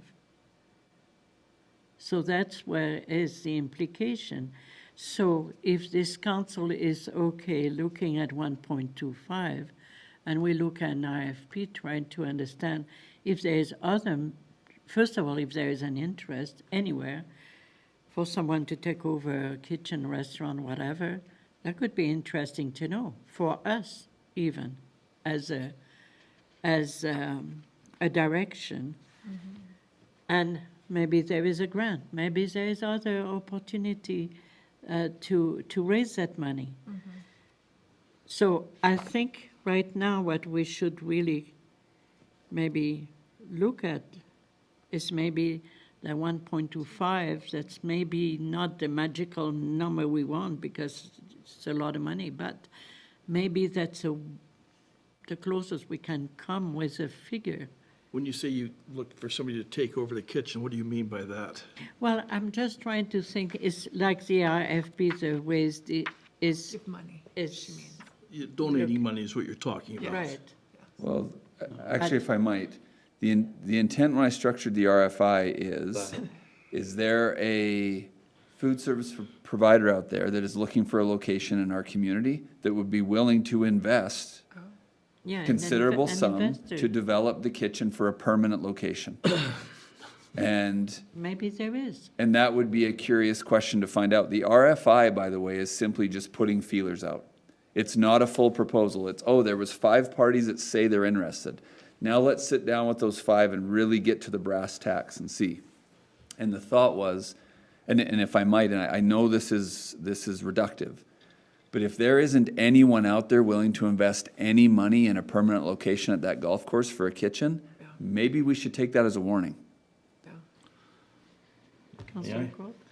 I seriously, well, number one, if they invest in it, they own part of the golf clubhouse. Is that correct? Well, it would secure them a long-term lease to the facility. And number two, at just about every clubhouse in southern Alberta leases out the space for a certain amount of time. They don't buy into it. They pay the golf clubhouse so much money. McGrath, for example, they'll try and stay open as late as they can. They'll be on weekends till November and then shut down for the winter. Our chances of getting a full-time person that are donating money in the clubhouse are between that and that. No, but that would be my interest is that formula. What I don't want to see is half a clubhouse, and then 10 years later, we finally get a kitchen in. I built my house with a garage for a reason, because I didn't want to wait 5 years for my garage. You also have to look at a kitchen, okay? What does it bring into it? What brings in people that'll stay? They're going to buy beer. Beer is going to make you $30,000 a year. There's an income right there. Look at any golf course around that sells it. But if I might, the town's probably not privy to that revenue. That's the food operator. Not necessarily. I can't imagine any food operator that would take us up on a lease if they don't get the proceeds of the alcohol sales. From the restaurant side. From the restaurant side, I agree. I can't imagine they would not demand that. I'll get a little McGrath. That's just something to consider. I would have to think that was big on their list of things they would need.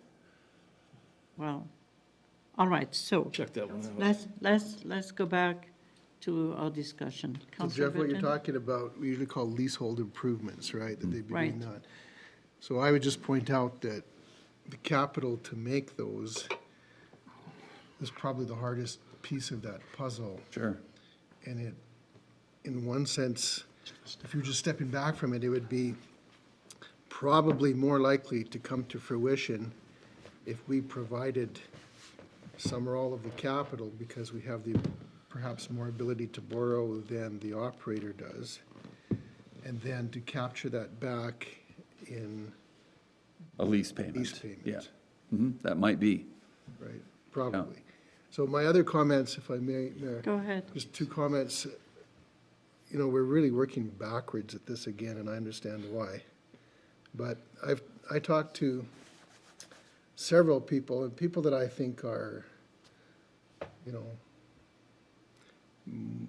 involved in the community, get the golf course, and more sophisticated rather than less. So in other words, I value their opinions. And I tried not to bias them, and I just posed the question about more or less seating, and unanimously they wanted more. And we didn't get into numbers, you know, whether it was 60 or whatever it was, because when I spoke to them actually before I got your numbers, and I appreciate you getting me those, their concept was, and again, I tried not to feed them just to solicit them generating the points, was if it can have multiple purposes, that's better. It's room for expansion, just all those kinds of things, like build it once and don't have to keep wishing we'd done it a little bit different. And then the second comment some of them made was a basement. If we had it's a marginal cost and I don't know about building on that hillside, but I'm just saying in general, the cost to put the extra 4 feet or perhaps 5 feet of cement wall around once you've already done your footings and your frost wall and all the rest of it, it's pretty marginal. In other words, there could be a good return if we had a use for that in some way. And again, I'm not on the golf committee or whatever, but that was the concept that was brought forward. The reason I bring both of those up is that would make me err on a larger number rather than a smaller number. I appreciate. Working in the vacuum of information. Yeah. That's the problem. My worry, councillors, all those are grand ideas, but collectively, we also have to remember all those extra costs will have an impact on the taxpayer. We cannot ignore that. We really honestly cannot ignore that. I don't know how you can swallow the idea of over 30 years or 25 years telling to your taxpayer, guess what, your tax will be 3.5% more every year.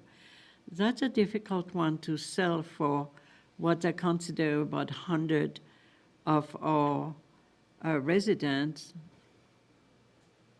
in town that are taxpayer. Of course, we know we attract a lot of people from outside the town, but they don't pay the taxes. We collectively absorb the taxes. So that's the only thing I want us to remember, because with all the other things that we have to look at, we just committed ourselves to seeing some financing done. All that will have an impact. We're sitting good, we have some reserve, we have a little bit more coming. We're good, but I'm still a little bit concerned that taxes should be our number one concern. It really should. I know you have a different opinion. For 13 years, I've been sitting on council listening about the golf clubhouse, one way or another. Yes. Let's lease it out. Let's get a pro in here. The overriding theme for all those 13 years was we got a couple of sheds for a clubhouse and people don't want to be there for that reason. I understand I pay taxes too. And I don't golf. It's gonna come out of my pocket too. But if we're gonna keep worrying about, we have to worry about costs. I get that. But if it's to the point where we're sweating it out every year, then sell the golf course if we don't want to do it right. Well, you know, Councillor, you have maybe a solution to a problem. And I don't want to maybe, sell the golf course. well, but that, I mean, you're putting that like this. Well, I'm saying if we're either going to do it, we're either in it or we're not into it, so. And it's an asset. We need to service it. I agree. I don't disagree with that concept. But I cannot ignore the taxpayer. And I won't ignore the taxpayer. I understand what you're saying. So, as a taxpayer, I never use the golf course. I never go out there. So, it would be nice for me as a taxpayer to have a restaurant out there so that I can go out and use the golf course. If I'm paying for it, I would like to see something that I can use. Yeah. That's an interesting And I understand the point of money thing, I understand everything I'm saying, but again, you know, as a taxpayer, if I'm going to be paying for something, I would like to be able to get a return of some sort. Councillor Brown. Okay, so we're hearing a lot of things around the table. Obviously, we're all on board for getting a clubhouse. I think we all agree with that, with flush toilets that smell, it's all good. The hiccup is the kitchen. The hiccup is the amount of money, actually. And so I guess I'm stuck at the 1.2 ish.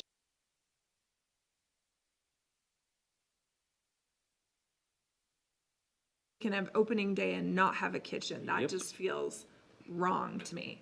So I I don't know who agrees or who doesn't, but to me, I definitely feel like that should be in. But I'm also mind blown at how much these things are seeming to cost. It's mind blowing to me. So I have a question for Councillor Burton. Where are you in all of this? Are you at the 1.2 or the 1.5? Again, I'm shocked at the numbers, honestly. Agreed. And I know kitchens are expensive, but it just seems impossible. But at any rate, so, you know, I drove over and looked at the golf course. And I looked down in the valley, and even this time of year, it's breathtaking. It's beautiful in the winter. It's beautiful in the spring, fall, summer. Everybody who golfs that I've talked to tell me it's a great golf course. And these are people that not just from our community. So I look at, we're at the end of the road here. You know, no matter what road you're on, we're kind of at the end of it. So what do we have to really promote this area? And it seems to me like the golf course is one of our bigger items that we have to bring people in. And you know, when you have a community and you just circle the money around, by the time you pay your tax and those who make charitable donations regularly, that pool just shrinks. It doesn't grow. Mm-hmm. It's the outside money that comes in that grows it. You look back to when we had our hailstorms, all those insurance claims were outside money, and the town looked better for it. We just suddenly drove nicer vehicles and had better roofs on our houses because it was outside money. So I look at this, and I looked at the clubhouse, and I don't want to say anything disparaging, but it borders on embarrassing when I look at it. And you know, you've heard the phrase lipstick on a pig. This is the opposite of that. Our introduction to the course, instead we have this beautiful thing behind it, and the introduction is this ratty little golf course or golf clubhouse. I've been in it. It's just, it's nowhere compared to the asset that it's trying to represent. And I think we've done a really poor job, like Councillor Court says, of putting that initial face on something that's so good. And Mary, you made the comment that the golf players don't pay taxes. Well, they do indirectly in two ways. Yeah. One, any revenue that comes to the golf course gets pooled. It's fungible. It gets pooled with all of the other money that we raise from anywhere. And secondly, they indirectly pay taxes when they buy anything in town because those monies then those businesses use to pay their taxes. So they do, and I don't have the number, and Jeff, you work some of those numbers in by making your assumptions that, you know, they'd break even and things like that.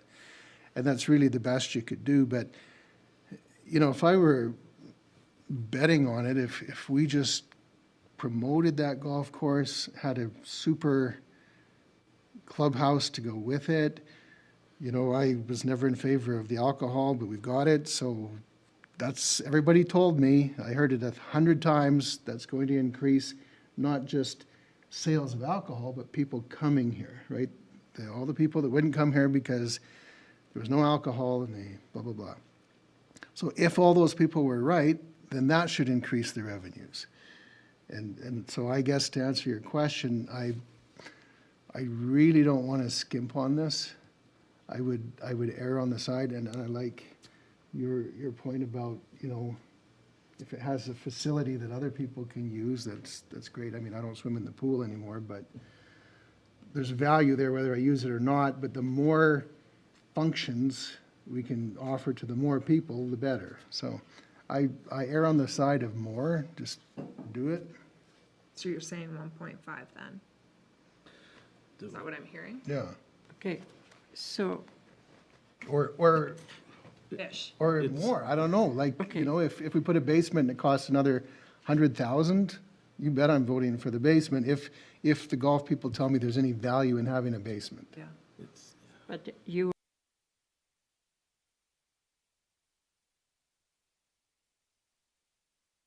That. I'm just saying if we don't have a basement, I know there will be nothing in it. Yeah. If we don't have a kitchen, we're not serving anything. That's what Right. we're serving. Right. So, Councillor. No, hold on. Sorry. Councillor Jensen. Okay, I really like Councillor Burton's comment that he's not willing to skimp on it. And that's kind of my feelings. He nailed it there. Because if we wait to put the kitchen in, it's going to be more expensive and more expensive and more expensive, and we're never going to do it. And I think get the loan and do it. You know, if he's got a vision for a basement in it, I think that's great. I don't know that we're going that route, but I like thinking out of the box, and we have one shot. This is it. Better do it right. Councillor Grainger, Councillor Kenley. So Councillor Burton, in terms of the level of the loan, so you're saying, just leave the basement out of it for a second, the 1.2 for the building and the $500,000 for the kitchen is 1.7, less what we've got in terms of reserves would yield The 1.25. 1.25 million loan. That's where you're happy. Is that correct? No. Happy might not be the right word, Well, but. no, what you're willing to go as an upper Yeah, level. I'd be willing to do that if I were convinced that that's really what it's gonna cost to get So something. my response to that is that's going to yield for 25 years an additional 3.0% tax increase for that length of time. And don't get me wrong, everybody here, I'm in favor of the clubhouse. I've always been that way. I'm stuck on the kitchen right away because it's affordability to me. Because if we leave the kitchen off, it's a $750,000 loan with what we've got in reserve will get us the building.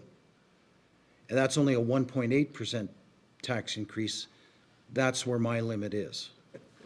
Mayor, just before you go, could I comment on? Okay, can you get a second? I'll get my word in, that's fine. I just Okay, want, because it all was right. directly related to what he'd said. So that assumption of the of the tax going up the 3%, ignores the middle part of my comment, which was that it could generate more revenue. So because it all goes in the same pool. Yeah, but you're guessing. Well, we're all guessing. This is more Golf- guessing than The golf any of course us in its want. history has lost money more than it's made. Most do. I agree, but if you still look at from where it's been, first of all, anyway, that 3% is assuming that there's no more revenue. Yeah, I get that. Okay. It's a worst-case scenario. Yes. But it scares me. Agreed. I'm not comfortable with it. The question here is, where is your comfort limit? I'm trying to express that I think, as much as I would love to have the kitchen right away, I understand all the benefits of that. Is it affordable? Is that something we want to potentially impose on the taxpayers of this community, of which a non-majority golf? Good question. I'm more leaning towards Councillor Court's comments that if we have the golf course, it'd be like having no changing rooms at your pool if we don't have a clubhouse. Yeah, but what can you afford? What's reasonable to But I think, I agree with him. If we have a golf course, let's do it right. Otherwise, let's get rid of the thing. So, Mayor, what's frustrating to me is we don't have a number. We're sitting here debating 1.5, 1.25, and because of expediency and having to borrow some money, we have no idea really Okay. what it's coming All into. right, so let's put it this way. How many of you are comfortable with 1.25? If it means a kitchen, I am. If it doesn't mean a kitchen, I'm not. So I am. How many of you want to see the kitchen right away? Okay, so you have your way. So now, where is your limit of borrowing? Can I talk for a Kenley. second? I would No, love that's you to fine. talk, Councillor. Please do. No, I'm gonna talk, but I'm gonna try to not be blunt, and people can roll your eyes, like I don't really, it's your opinion, and I'm just going to talk as a golfer and a councillor. If we're not going to put the kitchen in right away, why are we building the building? Because there's no difference from, other than a nicer building, we're not getting better service. It's what we have already. So my opinion is that the kitchen needs to be part of the build initially. I think we're forgetting that, well, for me at least, the members put in about $200,000 to $250,000 every single year to that golf course, buying their memberships and the ability to use it. And I feel that it's owed to the members and to this community for however long it's been.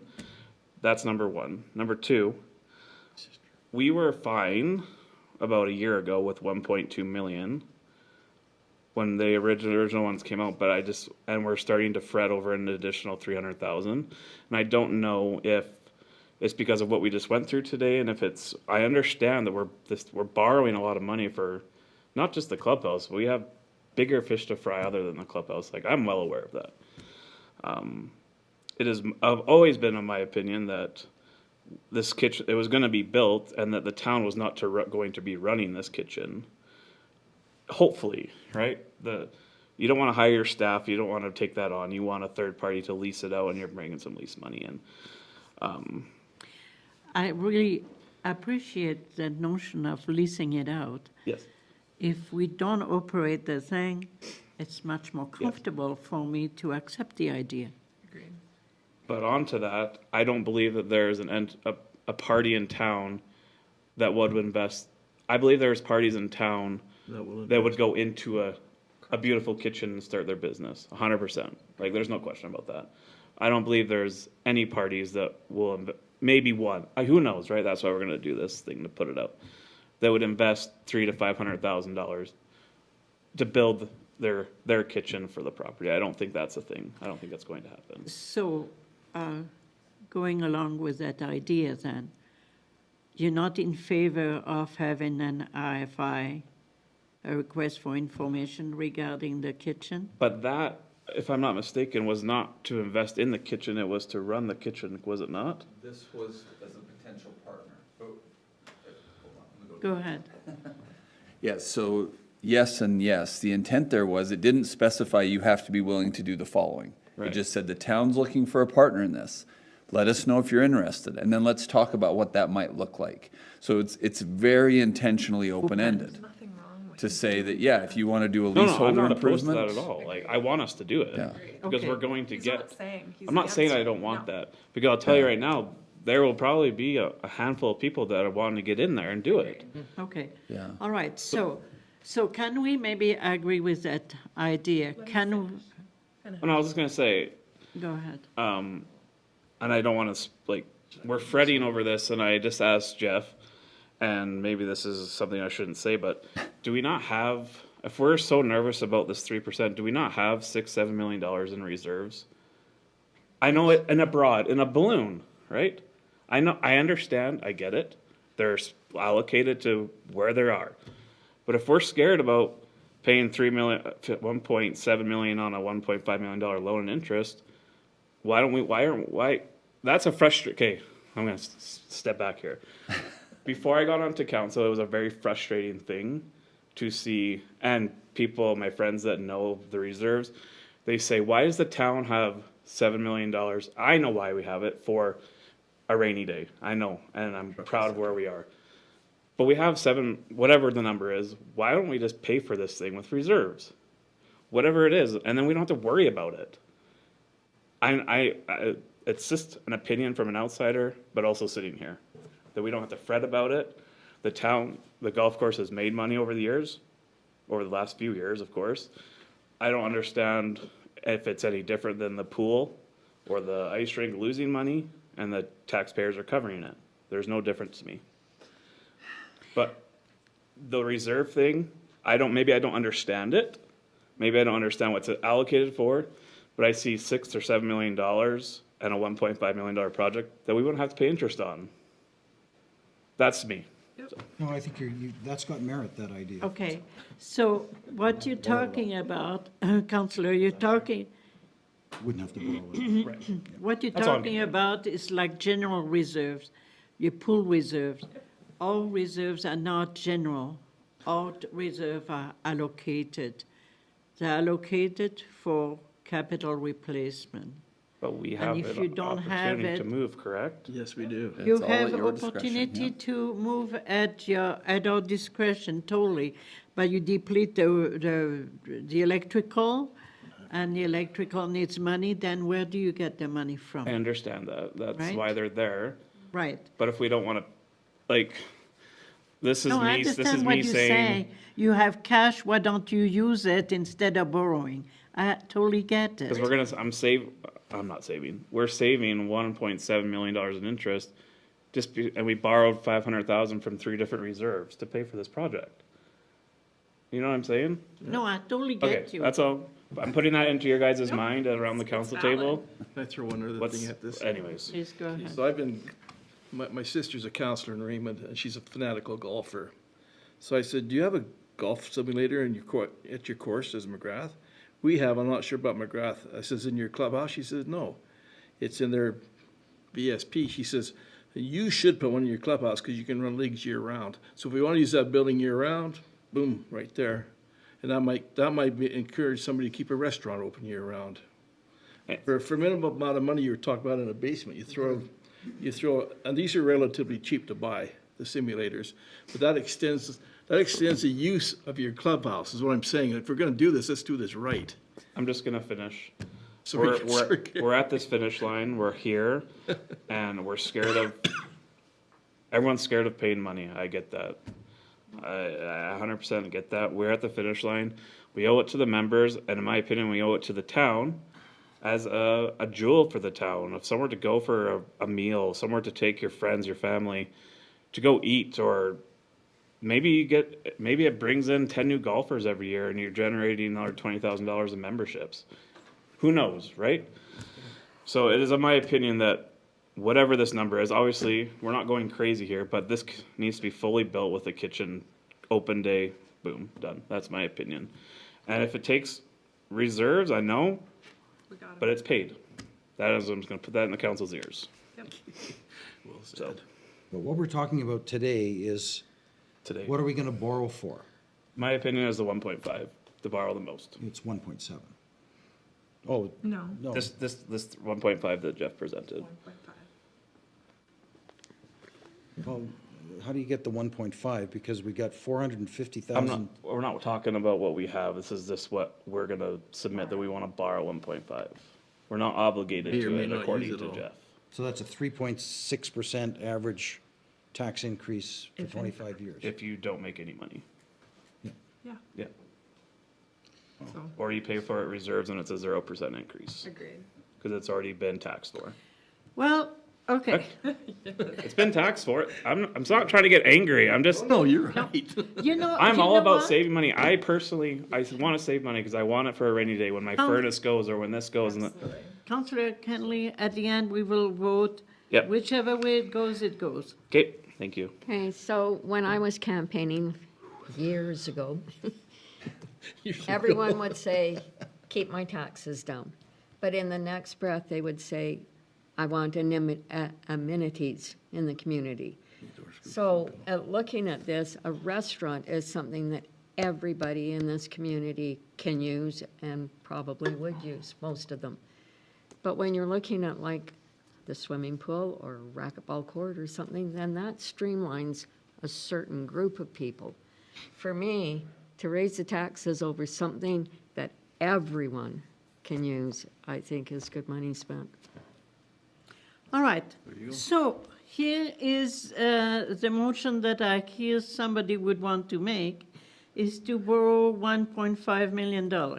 Yeah. I'll make that And motion. if somebody is willing to do that, go ahead. For me, it's a hard pill. Or however you want me to word it. No, I would just ask for careful wording, because you just can't borrow by resolution. That's by bylaw. Yeah. Right. So your motion tonight should be, whatever your number you choose is, to submit up to this amount to the Alberta Capital Finance Corporation.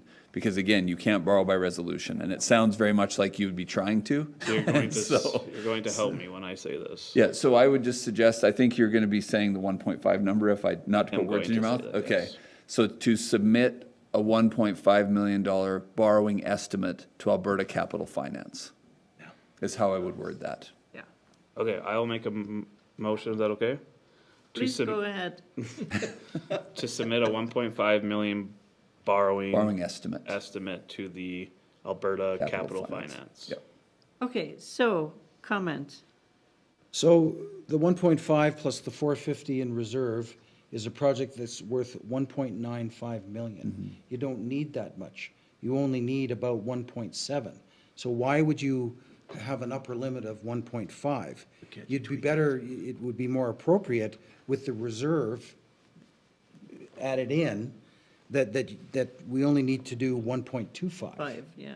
If I might, Mayor, again. That doesn't matter because we're not. Yeah, until you do a borrowing bylaw and pass 3 readings on that, that's what's gonna determine your final number. This would be the maximum that he's That's- talking about. yeah. Throwing it out there. What I'm saying is that if this has to be submitted and say we submit 1 million, but we actually needed 1.5, I'm glad that we don't have it, now we can't go to them. Once we find the actual cost, that's what's bothering me. We don't even know what the actual cost is. And Mayor, if I might, Councillor Court, you're exactly right. I wish that this deadline wasn't a week from today. That's the problem. Right, and if it wasn't, you're absolutely right. We have the cart before the horse here. Yes. And thankfully, we have a little flexibility, and until you pass 3 readings on a bylaw, that's when your number's real. Okay. There you go. So Jeff, I'm just giving myself let's make the sure that ability. we understand each other well here. I think that's what we're doing. Okay, My motion's on the table. so there is a motion on the table. I just want to ask Jeff a few questions.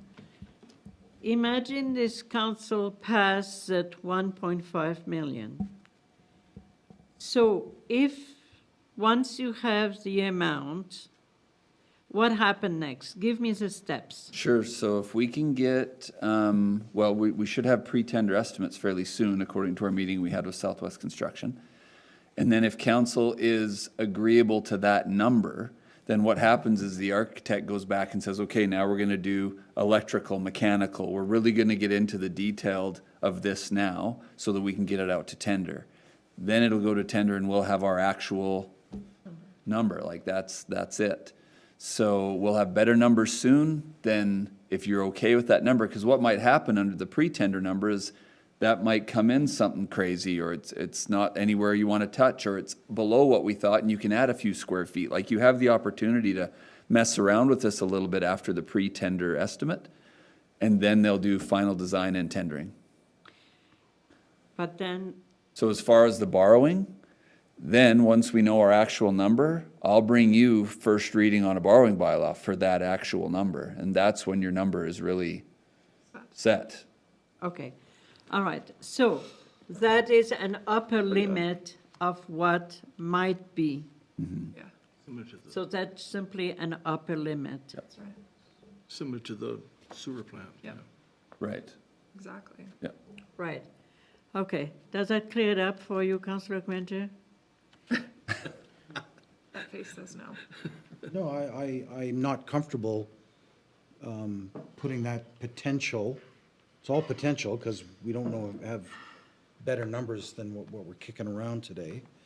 But I'm not comfortable with putting that kind of a burden on the taxpayers for this. I'm in favor of the clubhouse.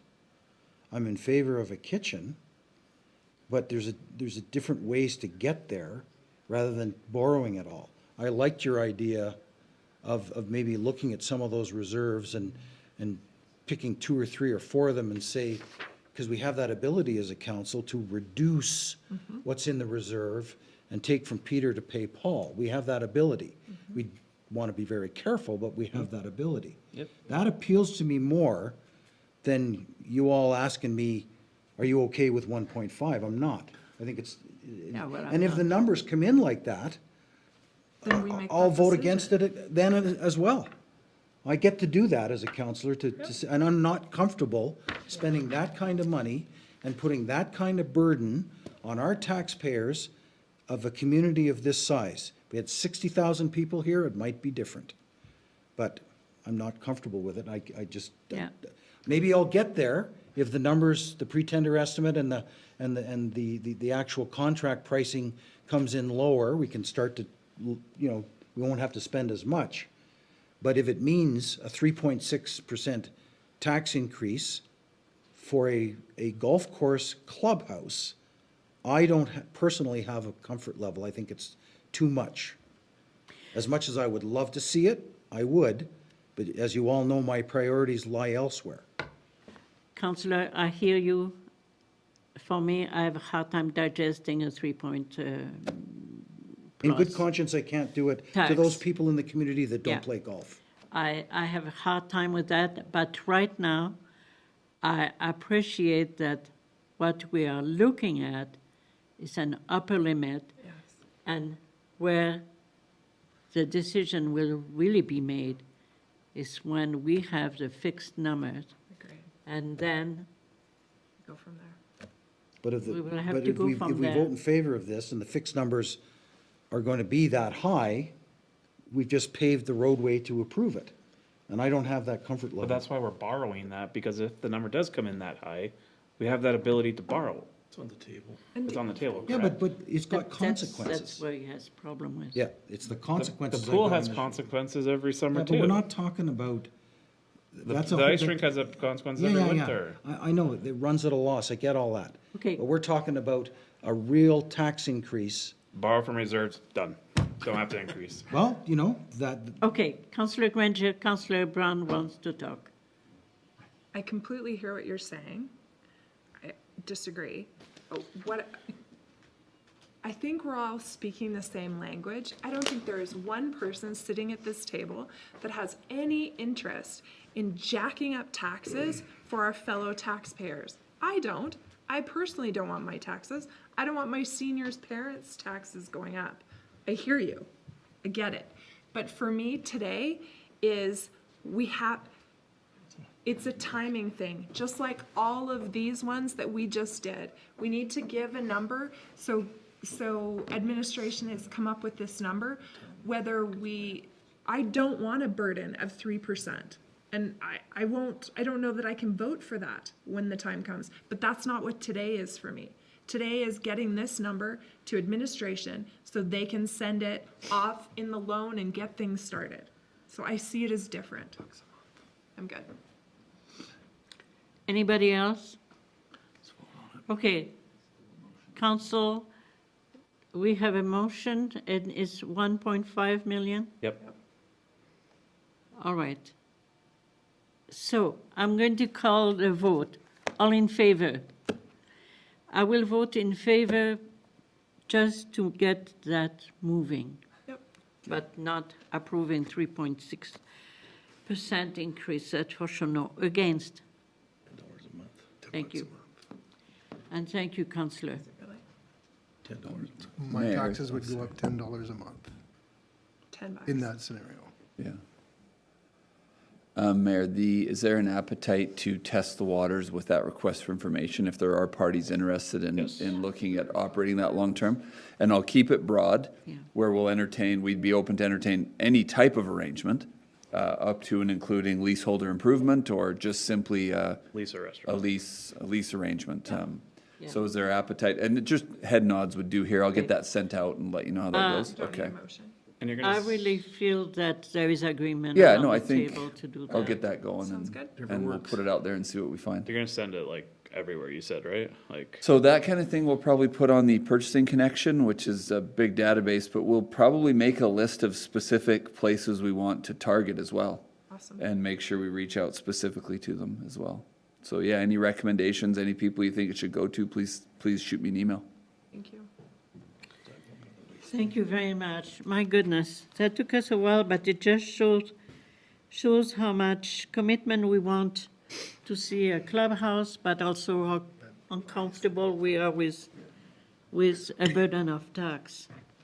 And we'll try our very best to find ways to move forward. All right, there are committees reports.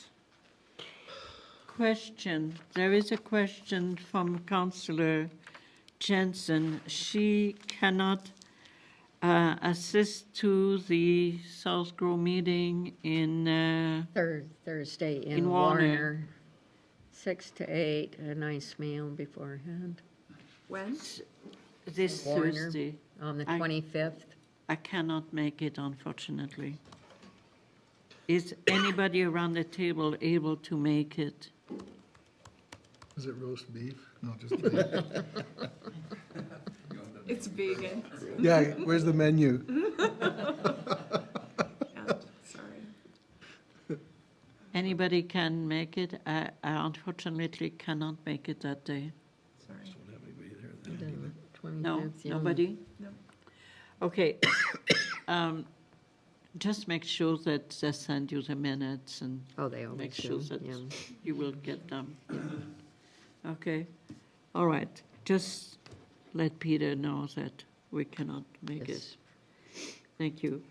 Correspondence, ARB training. So that one is an interesting request. Is there anybody around the table that would be interested in being part of that quasi-judicial court regarding land taxes issues? I am a member of that, but always looking for more. We used to have Councillor Bangry, and we used to have another fellow in a town that used to be part of that. And there, that's the group that hears the appeal on taxes. Yeah, that's right. Or just about anything. That is an interesting one. I've been part of it quite a few times. It's quite interesting. The training used to be done over 2.5 days. Now they're doing it as 5 half days online, Zoom. So we used to have to go to Calgary to do that. When I appeared before that board, as you'll recall, we had 2 community members and yourself. Yeah, those. Are we because offering this we to the have- community members? Okay, I'll tell you why. Those were regional. So it's a regional pool. It's no longer people just of your regional But we can pool. still have community members. Yes, yes. If you know somebody that would be Well, interested, that's what I'm wondering from Jeff, like, is there a way that we could communicate that? Because that is a Sit way to online. serve in the community. yes. And, you know, it's good training and all the rest of it, so. It's is there a very wa- interesting. Anybody who is interested in a little bit of legal kind of matters, taxes, land, maybe we could put it on our media, okay? Yeah, you have to do it pretty soon because it's coming up in June, I think. No, it's actually the end of this month, yeah. All right, then, Marianne, I think that one pays as well, does it not? yes, they do pay So- you a per diem. Yeah, so we could make that known. Yeah, they give you a per diem for that. All right, so the next letter is from the Ministry of Seniors. The seniors more officially. Our position always was that if we are going to do an official recognition, then we should do something to that effect, not just be just a paper on a door. So I do not know how you want to handle that one. Yes, the seniors are the one who build our community, who build our province. There's no doubt about that. Build Canada for those who come from other part. But what is it that we could do to that effect?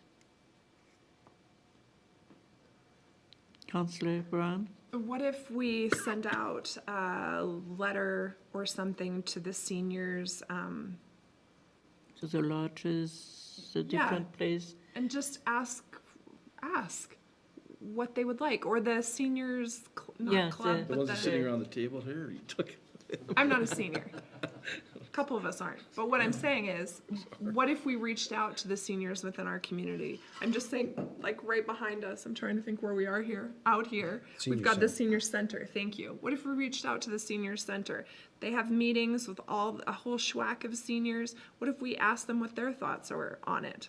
Because then it's not just us making the decision. A reach out. A reach out. Well, what I'm trying to do is I want an official motion to be passed at the council table. And maybe what we should do, well, it's coming up soon, isn't it? It's the beginning of June? 31st. May?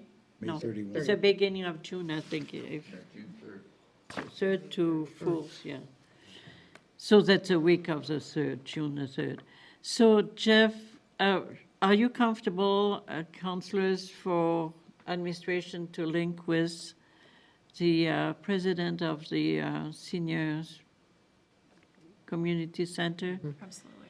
Okay, and maybe if there is something, could be interesting, could be a nice cake. Yeah. I would love to. Go ahead. I would love to direct administration to send out email, snail mail, whatever we got, to the seniors center to find out what they would like the town of Cardston, how they would like the town of Cardston to honor the seniors for Seniors Week. Yeah. Some ideas would be fabulous. Could that be, if they do on their monthly meeting, which would be the month of their monthly meeting, could that be a big sheet cake? Something, could be something like that, or whatever you can I don't find think I'm out. putting that. Only chocolate, no jokes. That's my, yeah. All right, okay, good. All in favor? Thank you very much. The next one is a Charisma concert. They are the Chamber of Commerce and the Blood Tribe has been partnering to bring the Trooper concert at the Agrodome. What they're looking from the town is a gold partnership. I think that's $650 or something like that.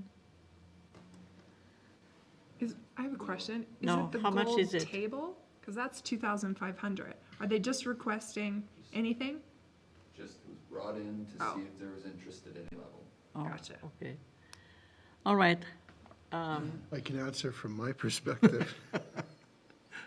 Okay. Word. Councillor Burton, go ahead, talk. I'm not interested in buying a table at any amount. Because who would we buy it for, firstly? Well, no, I wasn't pointing to me. Nice Sorry. timing. Besides Councillor Kenley, who, I don't know, it just seems odd that, buy a table, even if I agreed with the concept, who sits there, like how?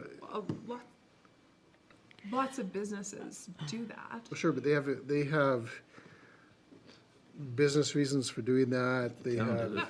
No, I'm just saying that's we who couldn't does it. fit all our. No, I'm saying why would we? Like which? Let's say hear we you. said, well, it's for employees. Which of our employees? Well, is that any None of it diff- makes sense to me. I guess is the short. That's all I was gonna say, is I'm in favor of getting a table if it was for the staff or some staff. Well, that's of what the- I was of the town. wondering. I'm totally for that personally, but, I'm not. okay. Can they all go? Like if we spend $2,500, can all of our staff sit at the table? 10 can. Well, if 25, you could buy 3 VIP tables, so. So yeah. why would I pick this employee over that employee? Or what's my metrics for Put your choosing names who in a hat, I goes? guess, and go. Anyways, that's all. I'm in favor if it was 4 employees to go. Yeah. I wish them all the best with this concert. I'm hoping it's fantastic for the town of Cardston. I wanted to make sure that we have this up on our website as far as advertising goes for them, because I think if we can help them with advertising, we should make sure that that's up on our website, if it's not already. So, any other comments regarding that? Right now, I don't see any appetite. Okay, there's no appetite, I'm sorry. It's not even a real trooper. Then under 9D, Tanya Thorne. There was something inside that I remember. Yeah, there is something that pricked my attention there. There is an item of concern for municipalities. The Canada Building Fund, or the right. gas tax fund, it's called Canada Building, it gets sent to the province and then distributed to municipalities. It's currently a non-competitive grant. We usually get it with our MSI, and it's a couple $100,000 a year, I think, is what we get. And the federal government has proposed that going forward, you have to comply with their housing criteria if you're going to use it. So right now, we can use it. It's fairly broad. We mostly use it for our roads and streets because it is a gas tax. So we generally use it for paving. But now the federal government's saying we have to use it to support the housing mandates that they've brought down. They want to put considerable conditions on getting the Canada Building fund or the gas tax fund. And Tanya's comment is that, and FCM's comment with the letter she also attached was, they support the discretion of the local council to use that money and get it in a non-competitive environment like it's been, and we're at risk of losing how they're distributing that. Yeah, and that has me quite concerned. It talks quite a bit about population over $30,000. There's definitely 30,000 yeah, people. But my point of view is we have no idea how it trickles down at our level. And that has me even more concerned that we might lose it altogether.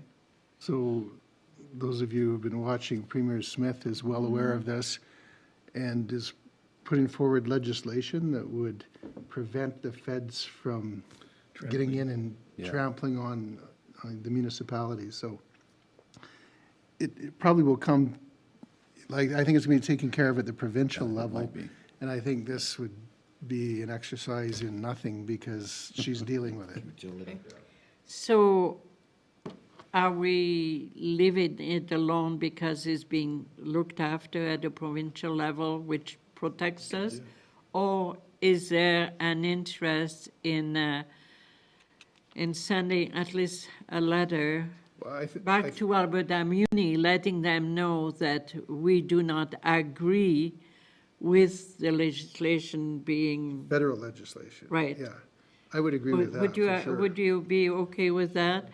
I really feel that we should write a letter to Alberta Muni and maybe to FCM also. And copy our MLA so that he knows we... To let them know that we do not support the position of the federal government, making it a competitive allocation of funds.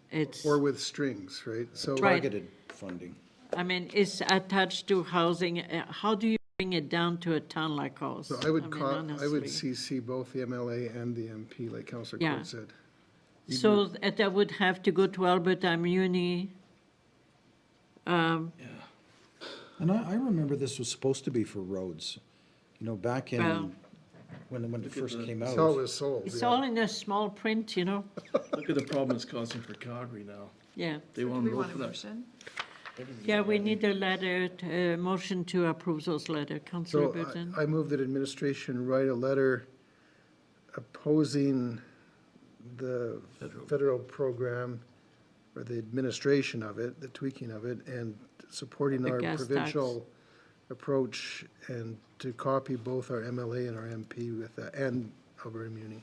Yeah. Are in favor? Thank you.